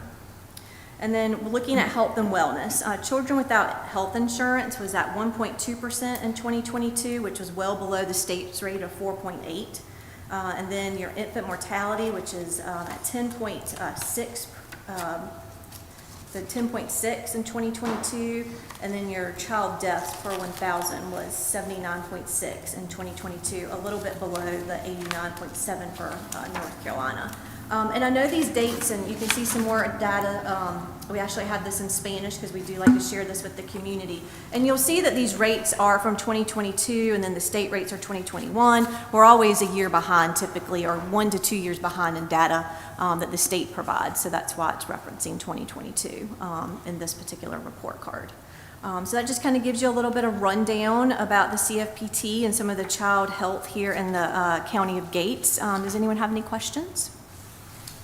Mrs. Underhill and Mrs. Rady, I want to thank the two of you for your efforts to counter child fatality. And I'm so grateful that Gates County in the last calendar year had 0.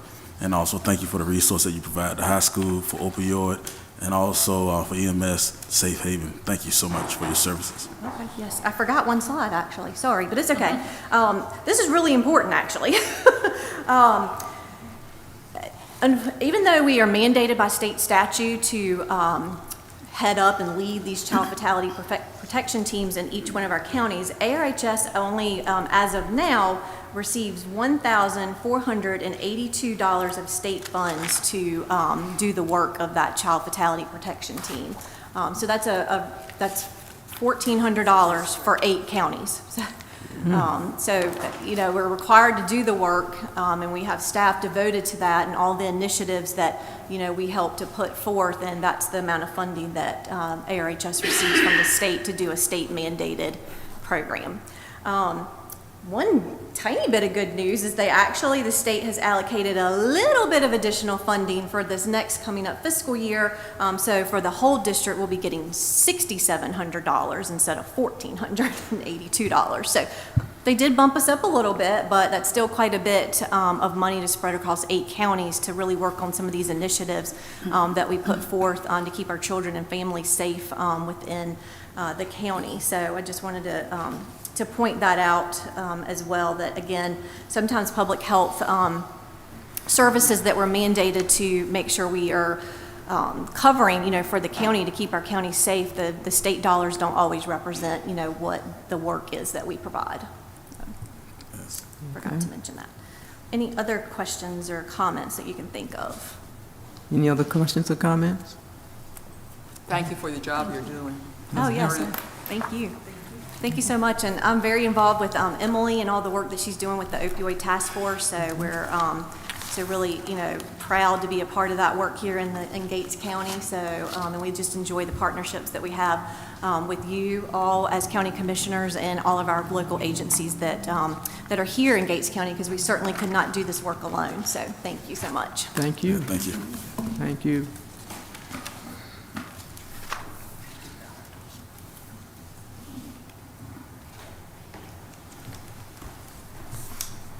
Okay, thank you for that report. Before we move on to new business, I think, let me see. Yeah. Before we get into new business, I want to pause just a minute to recognize one of our own. The clerk to the board, Jolitha Chestnut, has been with us, 2, 3 years now? 3 years. This is her last meeting with the Board of Commissioners, Gates County, as our clerk.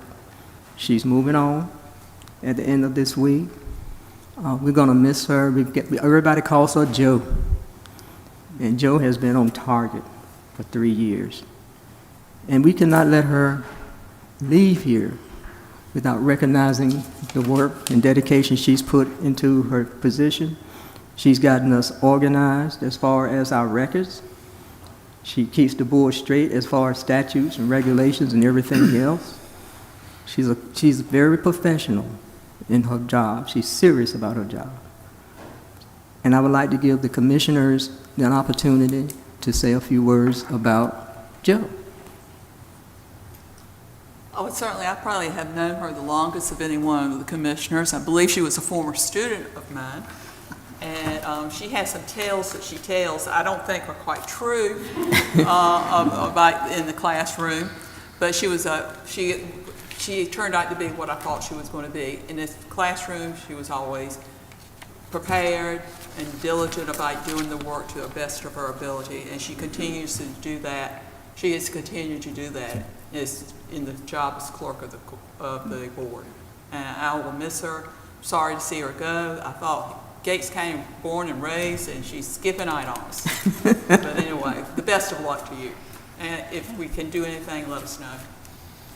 I second all that. I love you, and you are a huge source of comfort to me since I got elected and was able to be here. You offer me comfort and education, and I'm so grateful for you, and you are absolutely going to be missed. Yes, Clerk Chestnut, I think I've been knowing you the longest, though Ms. Hoffler said.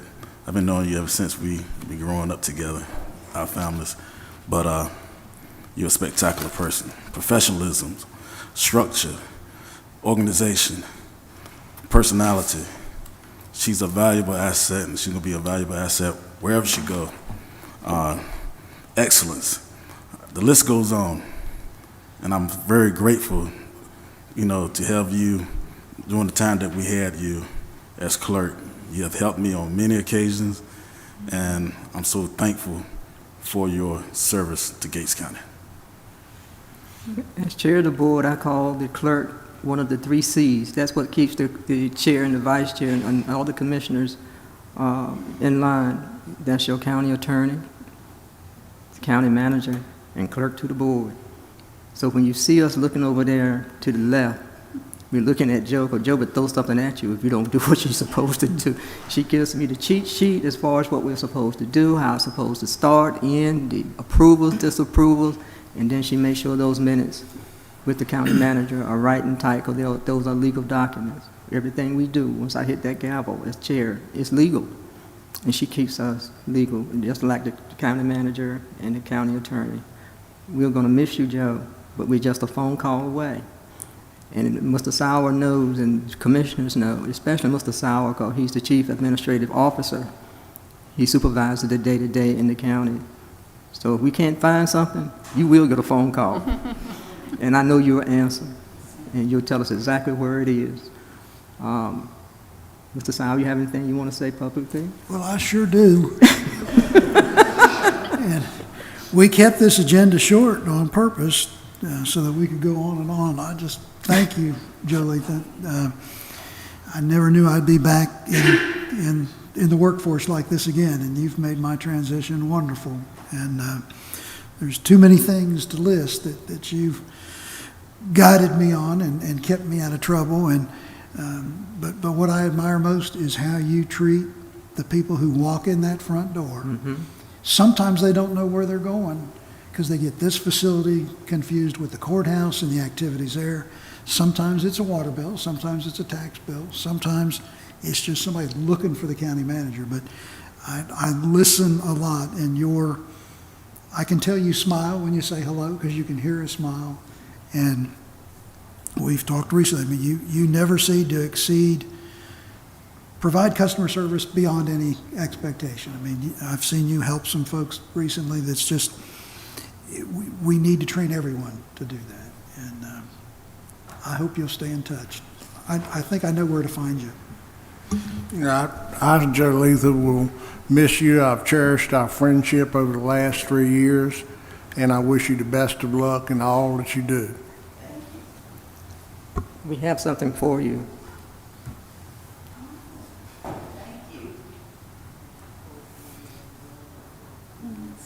think we need to get a picture of the board. Mm-hmm. We're going to get a picture with you, Ms. Chestnut, so the commissioners come in front of the dais, please. In case she doesn't come back to see us, we have a picture.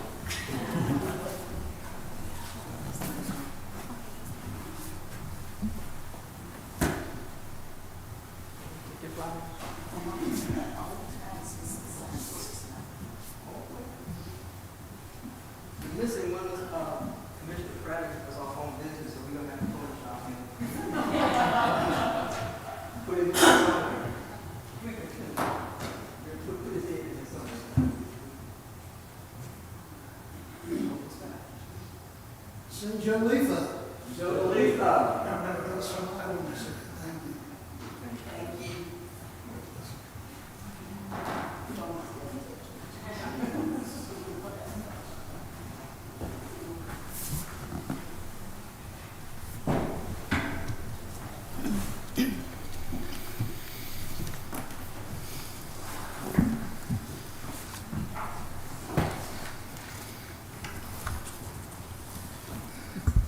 And we expect those minutes before you leave. Thank you very much.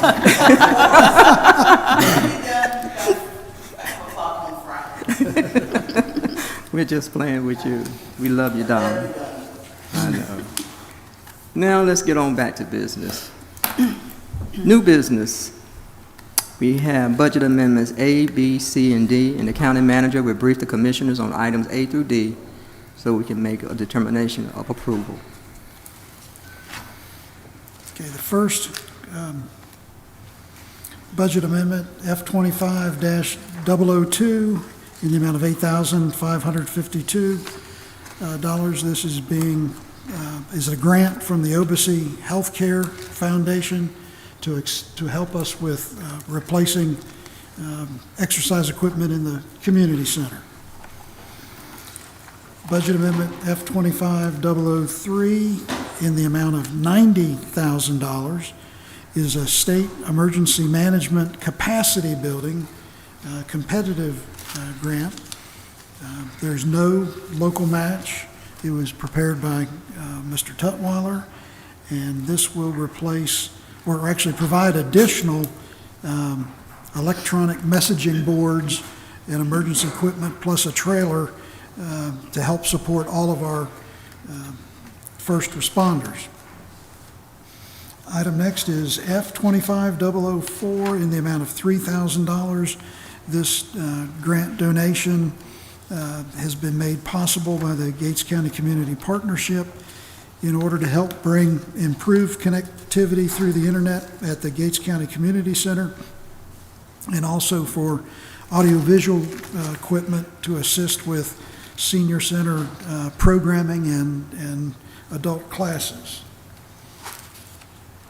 Last but not least is F25005 in the amount of $10,000. This is a state grant for the America 250 North Carolina program, again in the amount of $10,000, and I would ask that the budget amendment include approval of the attached grant agreement, subject to the county attorney's final review. You've heard the explanation from the county manager. I request a motion to approve items A through D, budget amendments F25002, $8,552. So moved. Second. All in favor? Aye. Ayes have it. F25003 for $90,000. So moved. Second. All in favor? Aye. Approved. F25004, $3,000. So moved. Second. All in favor? Aye. And finally, F25005, $10,000. So moved. Second. All in favor? Okay. Item E, voluntary ag district appointments. The Soil and Water Conservation submitted the following applicants to reestablish the Gates Volunteer Ag District Steering Committee. Request a motion to approve the new appointments for the Gates Volunteer Ag District Steering Committee: Ashton Todd Lewis, Paul Lilly, Robert E. Miller III, Felton Outland Jr., and Robert Umflett, effective August 21st, 2024, to serve a one-year term. So moved. Second. It's been properly moved and second. All in favor? Aye. Approved. Item F, Trillium appointment. As you know, Donna Powell has resigned due to competing priorities. We need to appoint another representative to represent Gates County on our Northern Regional Advisory Board. Based on GS 12-1226-118.1, a board representative should have relevant experience in one of the following: an individual with health care expertise and experience in the fields of mental health, intellectual or other developmental disabilities or substance abuse services; an individual with health care administration expertise consistent with the scale and nature of the managed care organization; an individual with financial expertise consistent with the scale and nature of the managed care organization; an individual with insurance expertise consistent with the scale and nature of the managed care organization; and an individual with social services expertise and experience in the fields of mental health, intellectual or other development disability and substance abuse services; or an attorney with health care expertise. During our work session, it was put forth by our county manager that Mr. Willis Smith, Director of Social Services, fills this position. I'd had a conversation with Mr. Smith, and he's willing to serve. Any discussion? Hearing no discussion, board action. A motion to approve the appointment of Willis Smith to serve on Trillium Northern Regional Advisory Board effective August 21st, 2024. So moved. Second. Been properly moved and seconded. All in favor? Aye. Congratulations, Mr. Smith. He's sitting in the back of the room. Give him a hand. All right. County manager report. Thank you, Madam Chair. In follow-up to the work session discussions, I have the following recommendations for the governing body to consider. Number one, approval to write off delinquent accounts which are beyond the state statute of limitations for solid waste fees in the amount of $110,692.20. Do I have a motion? So moved. Second. Have a motion and a second. All in favor? Aye. Aye. Ayes have it. Thank you. Second recommendation, approval to administer electronic transactions as provided in the general statutes and authorize the finance director to prepare written policy outlining the procedures for pre-auditing obligations incurred by electronic payments as required by the state's administrative code, and authorizing the finance director to prepare written policy outlining procedures for dispersing public funds by electronic transaction as required by the state code. Any discussion? Hearing none, do we have a motion? So moved. Second. I have a motion and a second. All in favor? Aye. Ayes have it. Item next is approval for establishing a capitalization threshold for the right to use assets under the state's subscription-based information technology accounting programs. This threshold would be set at $5,000 in concurrence with our tangible asset threshold. Any discussion? Do I have a motion? So moved. Second. Been properly motioned and second that we approve the submission. All in favor? Aye. Ayes have it. Item next is to approve a revised resolution, which was originally adopted July 5th, 2023, prescribing procedures for disposal of surplus personal property owned by Gates County, which is valued at less than $1,000. And this resolution will delete a prior statement that indicated their policy would expire 1 year after adoption, which had been incorrectly included in the original document. Any discussion? I just want some clarity. There's no other specification as far as the timeline. Correct, this will roll forward. Okay, thank you. I make a motion that we approve this. Second. Properly moved and second that we approve this recommendation. All in favor? Aye. Item next, based on a review of employee personal protective equipment for extremities to prevent injury, lost work time, and workers' comp claims for the Public Utilities Department, Building and Grounds, and Planning and Inspections, the County Administration is requesting to provide reimbursement for 1 pair of work boots specified by the department and 2 pairs of work gloves annually for the sum total not to exceed $250 per employee. So moved. Second. Been properly moved and second that we approve the Human Resources Risk Management proposal. All in favor? Aye. Ayes have it.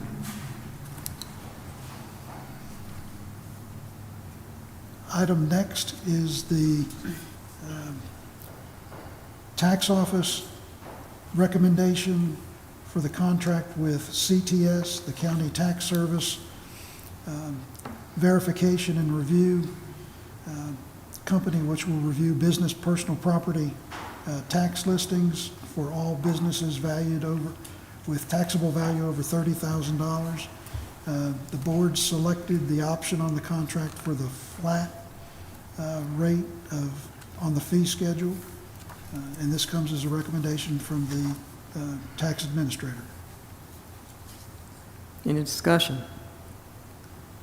Need a recommendation on the approval of the tax service pending review of the proposed contract by the county attorney.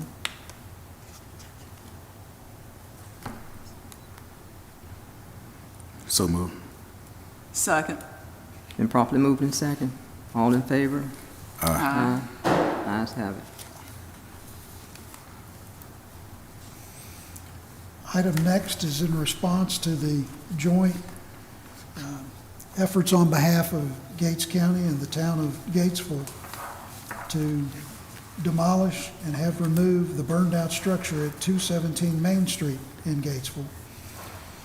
The county's condemnation council met with the property owner May 23rd of this year and shared its determination that the structure was required to be removed due to its hazardous condition. Property owner was provided with 60 days to have the structure removed and the site cleaned up. There was no action by the owner to remove the structure. July 30th of this year, Gates County issued a request for proposals to remove this unsafe structure. August 25th, 3 proposals were received. Sunbury Rural Developer, $23,000. T&T Service, $26,700. Dixie Rentals and Disposal LLC, $27,000. I am requesting that the board authorize the county manager to confer and meet with the town of Gatesville to review the low bidder to ensure that all specifications will be met, that everyone understands the project parameters, and to move forward with a target date for completion of October 31st. You've heard the recommendation from the county manager to authorize the county manager to confer with the town of Gatesville and to meet with Sunbury Rural Developer to review the bid, the vendor's understanding of the project parameters, and award the bid in the amount of $23,000 to remove the burned-out structure on 217 Main Street, Gatesville. Do I have a motion? So moved. Second. Been properly moved in second. Recommendation. All in favor? Aye. Ayes have it. The last item for clarification for the joint resolution relative to the state appropriation for infrastructure, is it the board's preference to adopt that meeting at a joint meeting with the town of Gatesville Council, or to adopt it on the front end and request concurrence from the town? Discussion. What's your preference? Do we want a joint meeting? Or do we want to approve or adopt the joint resolution contingent on the Well, if it's Town joint council. resolution, we could, both of them do it at the same time. I mean, Okay. we could meet and then go back to us and do it. Well, then we'll work to have that meeting scheduled as soon as possible. Okay, so what I'm hearing is that the joint resolution will be worked on with the town council of Gatesville, and at that time would be approved or amended. Yeah. Do I have a motion? So moved. Second. Have a motion and a second. All in favor? Aye. Ayes have it. That concludes my recommendations. Okay. Commissioners update, Mr. Roundtree. Yes. Good evening, Gates County citizens. First update is the North Carolina Association of County Commissioners. I attended the 117th NCACC Annual Conference on August the 8th through the 10th in Winston-Salem, North Carolina. Commissioners all over North Carolina had the opportunity to learn, to network, and to recharge during the conference. I benefited from work sessions ranging from artificial intelligence in government to North Carolina educational lottery funding for our schools. It was a great conference. Also, an update for My Future NC. My Future NC has launched in Gates County. Our goal is for 1,739 residents ages 25 through 44 years old to obtain a post-secondary education degree or credential by 2030. Thank you to all the stakeholders involved in the areas of education, local businesses, nonprofits, workforce development, and government as we embark on Gates County My Future NC goals. My DSS update. I attended the 2024 Social Service Institute on July 31st through August the 2nd in Hickory, North Carolina. The Social Service Institute provides technical assistance and guidance to address exploitation, poverty, and family violence, to prevent abuse, neglect, and dependency. SSI also offer training in the areas of Medicaid, food and housing assistance, child care subsidies, services for seniors and the disabled, and also job search assistant. And also I want to note that the dental van, by my friendly dental van, was a success. Also, an update for my Gates County 2024 Community Health Needs Assessment. I attended the 2024 Gates County Community Needs Assessment on August 14th at the Merchant Mill Pond State Park. Local medical providers, hospitals, health agencies, health stakeholders, and I analyzed current health data pertaining to demographics, socioeconomic status, and health status, among also the input that we received from the community, the feedback we received from the community concerning their health concerns. It was a successful analysis, and all this is done to determine the health needs of Gates County. And this concludes my report. Thank you. Thank you, Mr. Commissioner Roundtree. Commissioner Hoffler? Yes, I attended Albemarle Commission meeting. At that, we got a report from the Albemarle Regional Planning Organization, and that really is concerns with DOT work here in the county as well. DOT, there's going to be no new projects added to the list that has been put forward, and these are things that have been left on the list for several years. The only two DOT projects listed for Gates County is the one, Highway 32 from the Glyden Road to the Virginia line, and they are going to widen that eventually. It's not going to be 4 lanes or anything. It's just going to widen and have paved shoulders. But that project is not, the date for it to be sent out for bids is not until January 2031. So it's a long time going. But you do see the survey work going on up and down 32. There are surveyors doing that, their work, initial work. The project that is also, the other project that is still on the list for DOT for Gates County is US Highway 158 from Aiken Hill to the Pasquotank County line. And that contract is supposed to be let for bids on 12/17/2024. So if that timeline holds, then of course I could find a contractor and all that, work might be started, but don't hold your breath. The cost to DOT's projects have gone up. They told us 40% in the last few years. And so that has really cut back on, and they cannot start a project until they have the money in the treasury now and the contract signed. So that was something of interest for the county, because everybody says, why are they surveying? Why are they surveying? And that's the reason, to get the information for that the DOT needs to make some decisions. Also, in the Albemarle Commission, we had the area for aging, and they have a new program. It's called Age in Place. It's trying to permit seniors to be able to stay in their home longer. They will provide things like grab bars so that in your shower or bathroom, so you can get a rain. They will come in, maybe stabilize railing that's leading up to a porch. Just look for things, simple things that would help make life easier for them to stay in their homes. If you want more information, you would need to call the Albemarle Commission and ask for the agent. I always get that.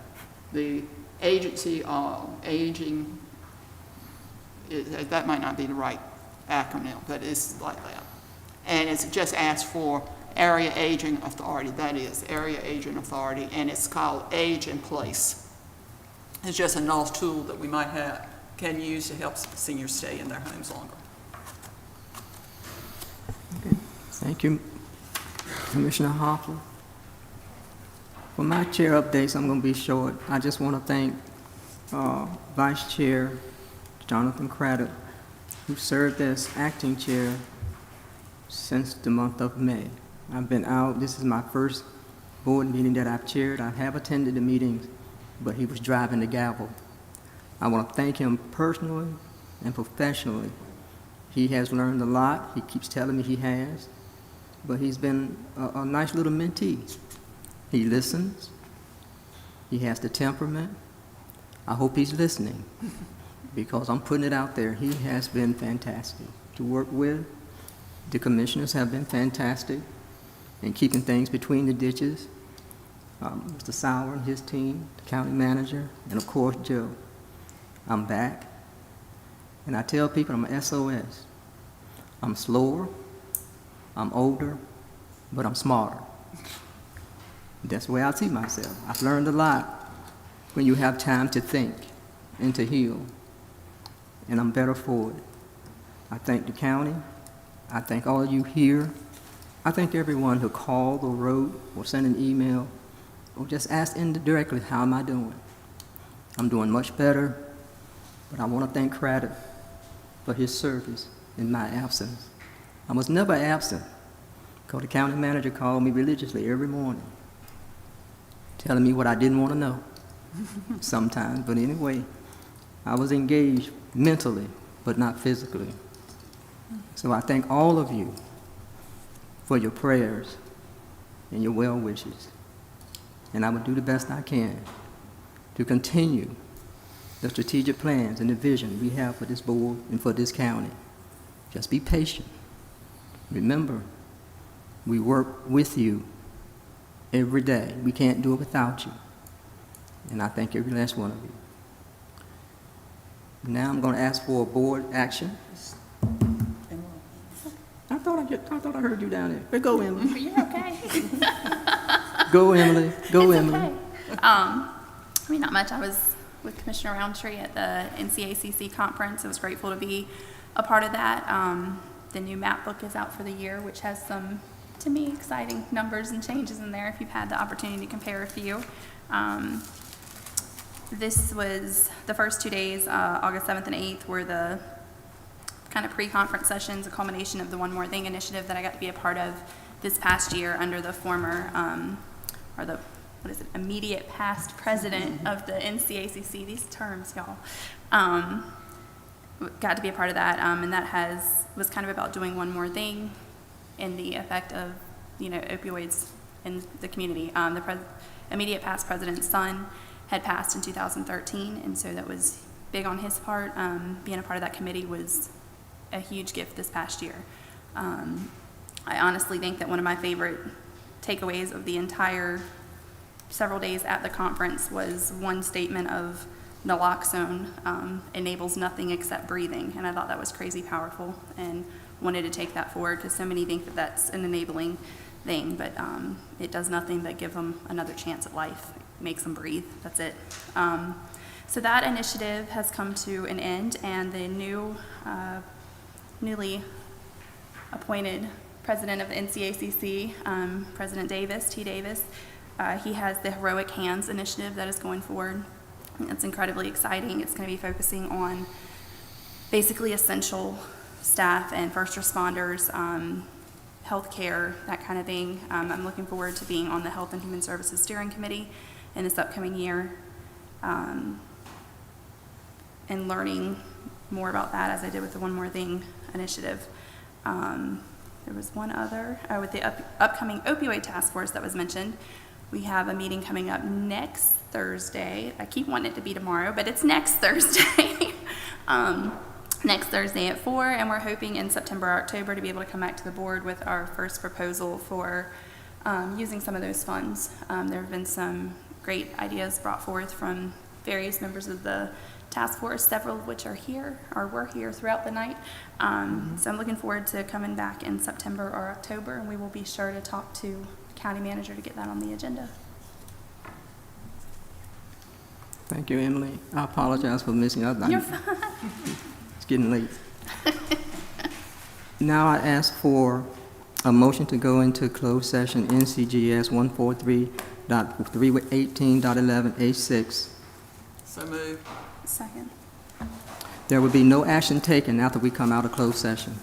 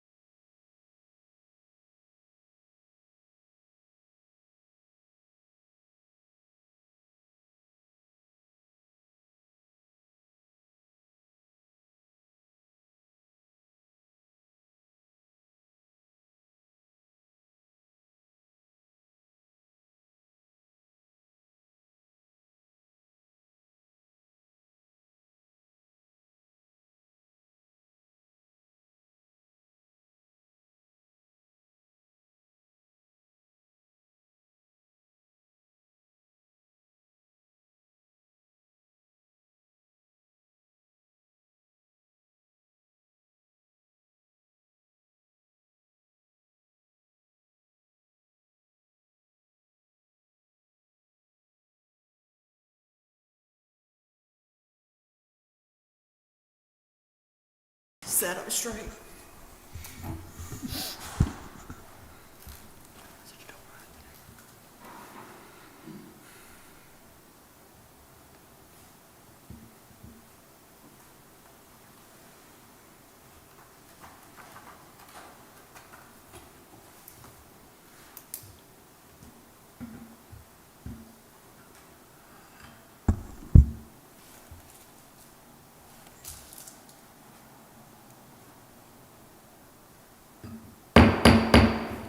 I request a motion to adjourn.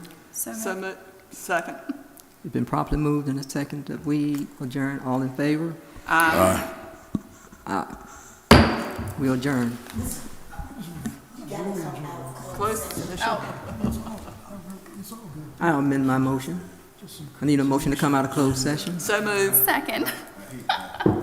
All in favor, say aye. Aye. We're out of closed session. Now I need a motion to adjourn. So moved. Second. All in favor? Aye. Aye. It's been a long day.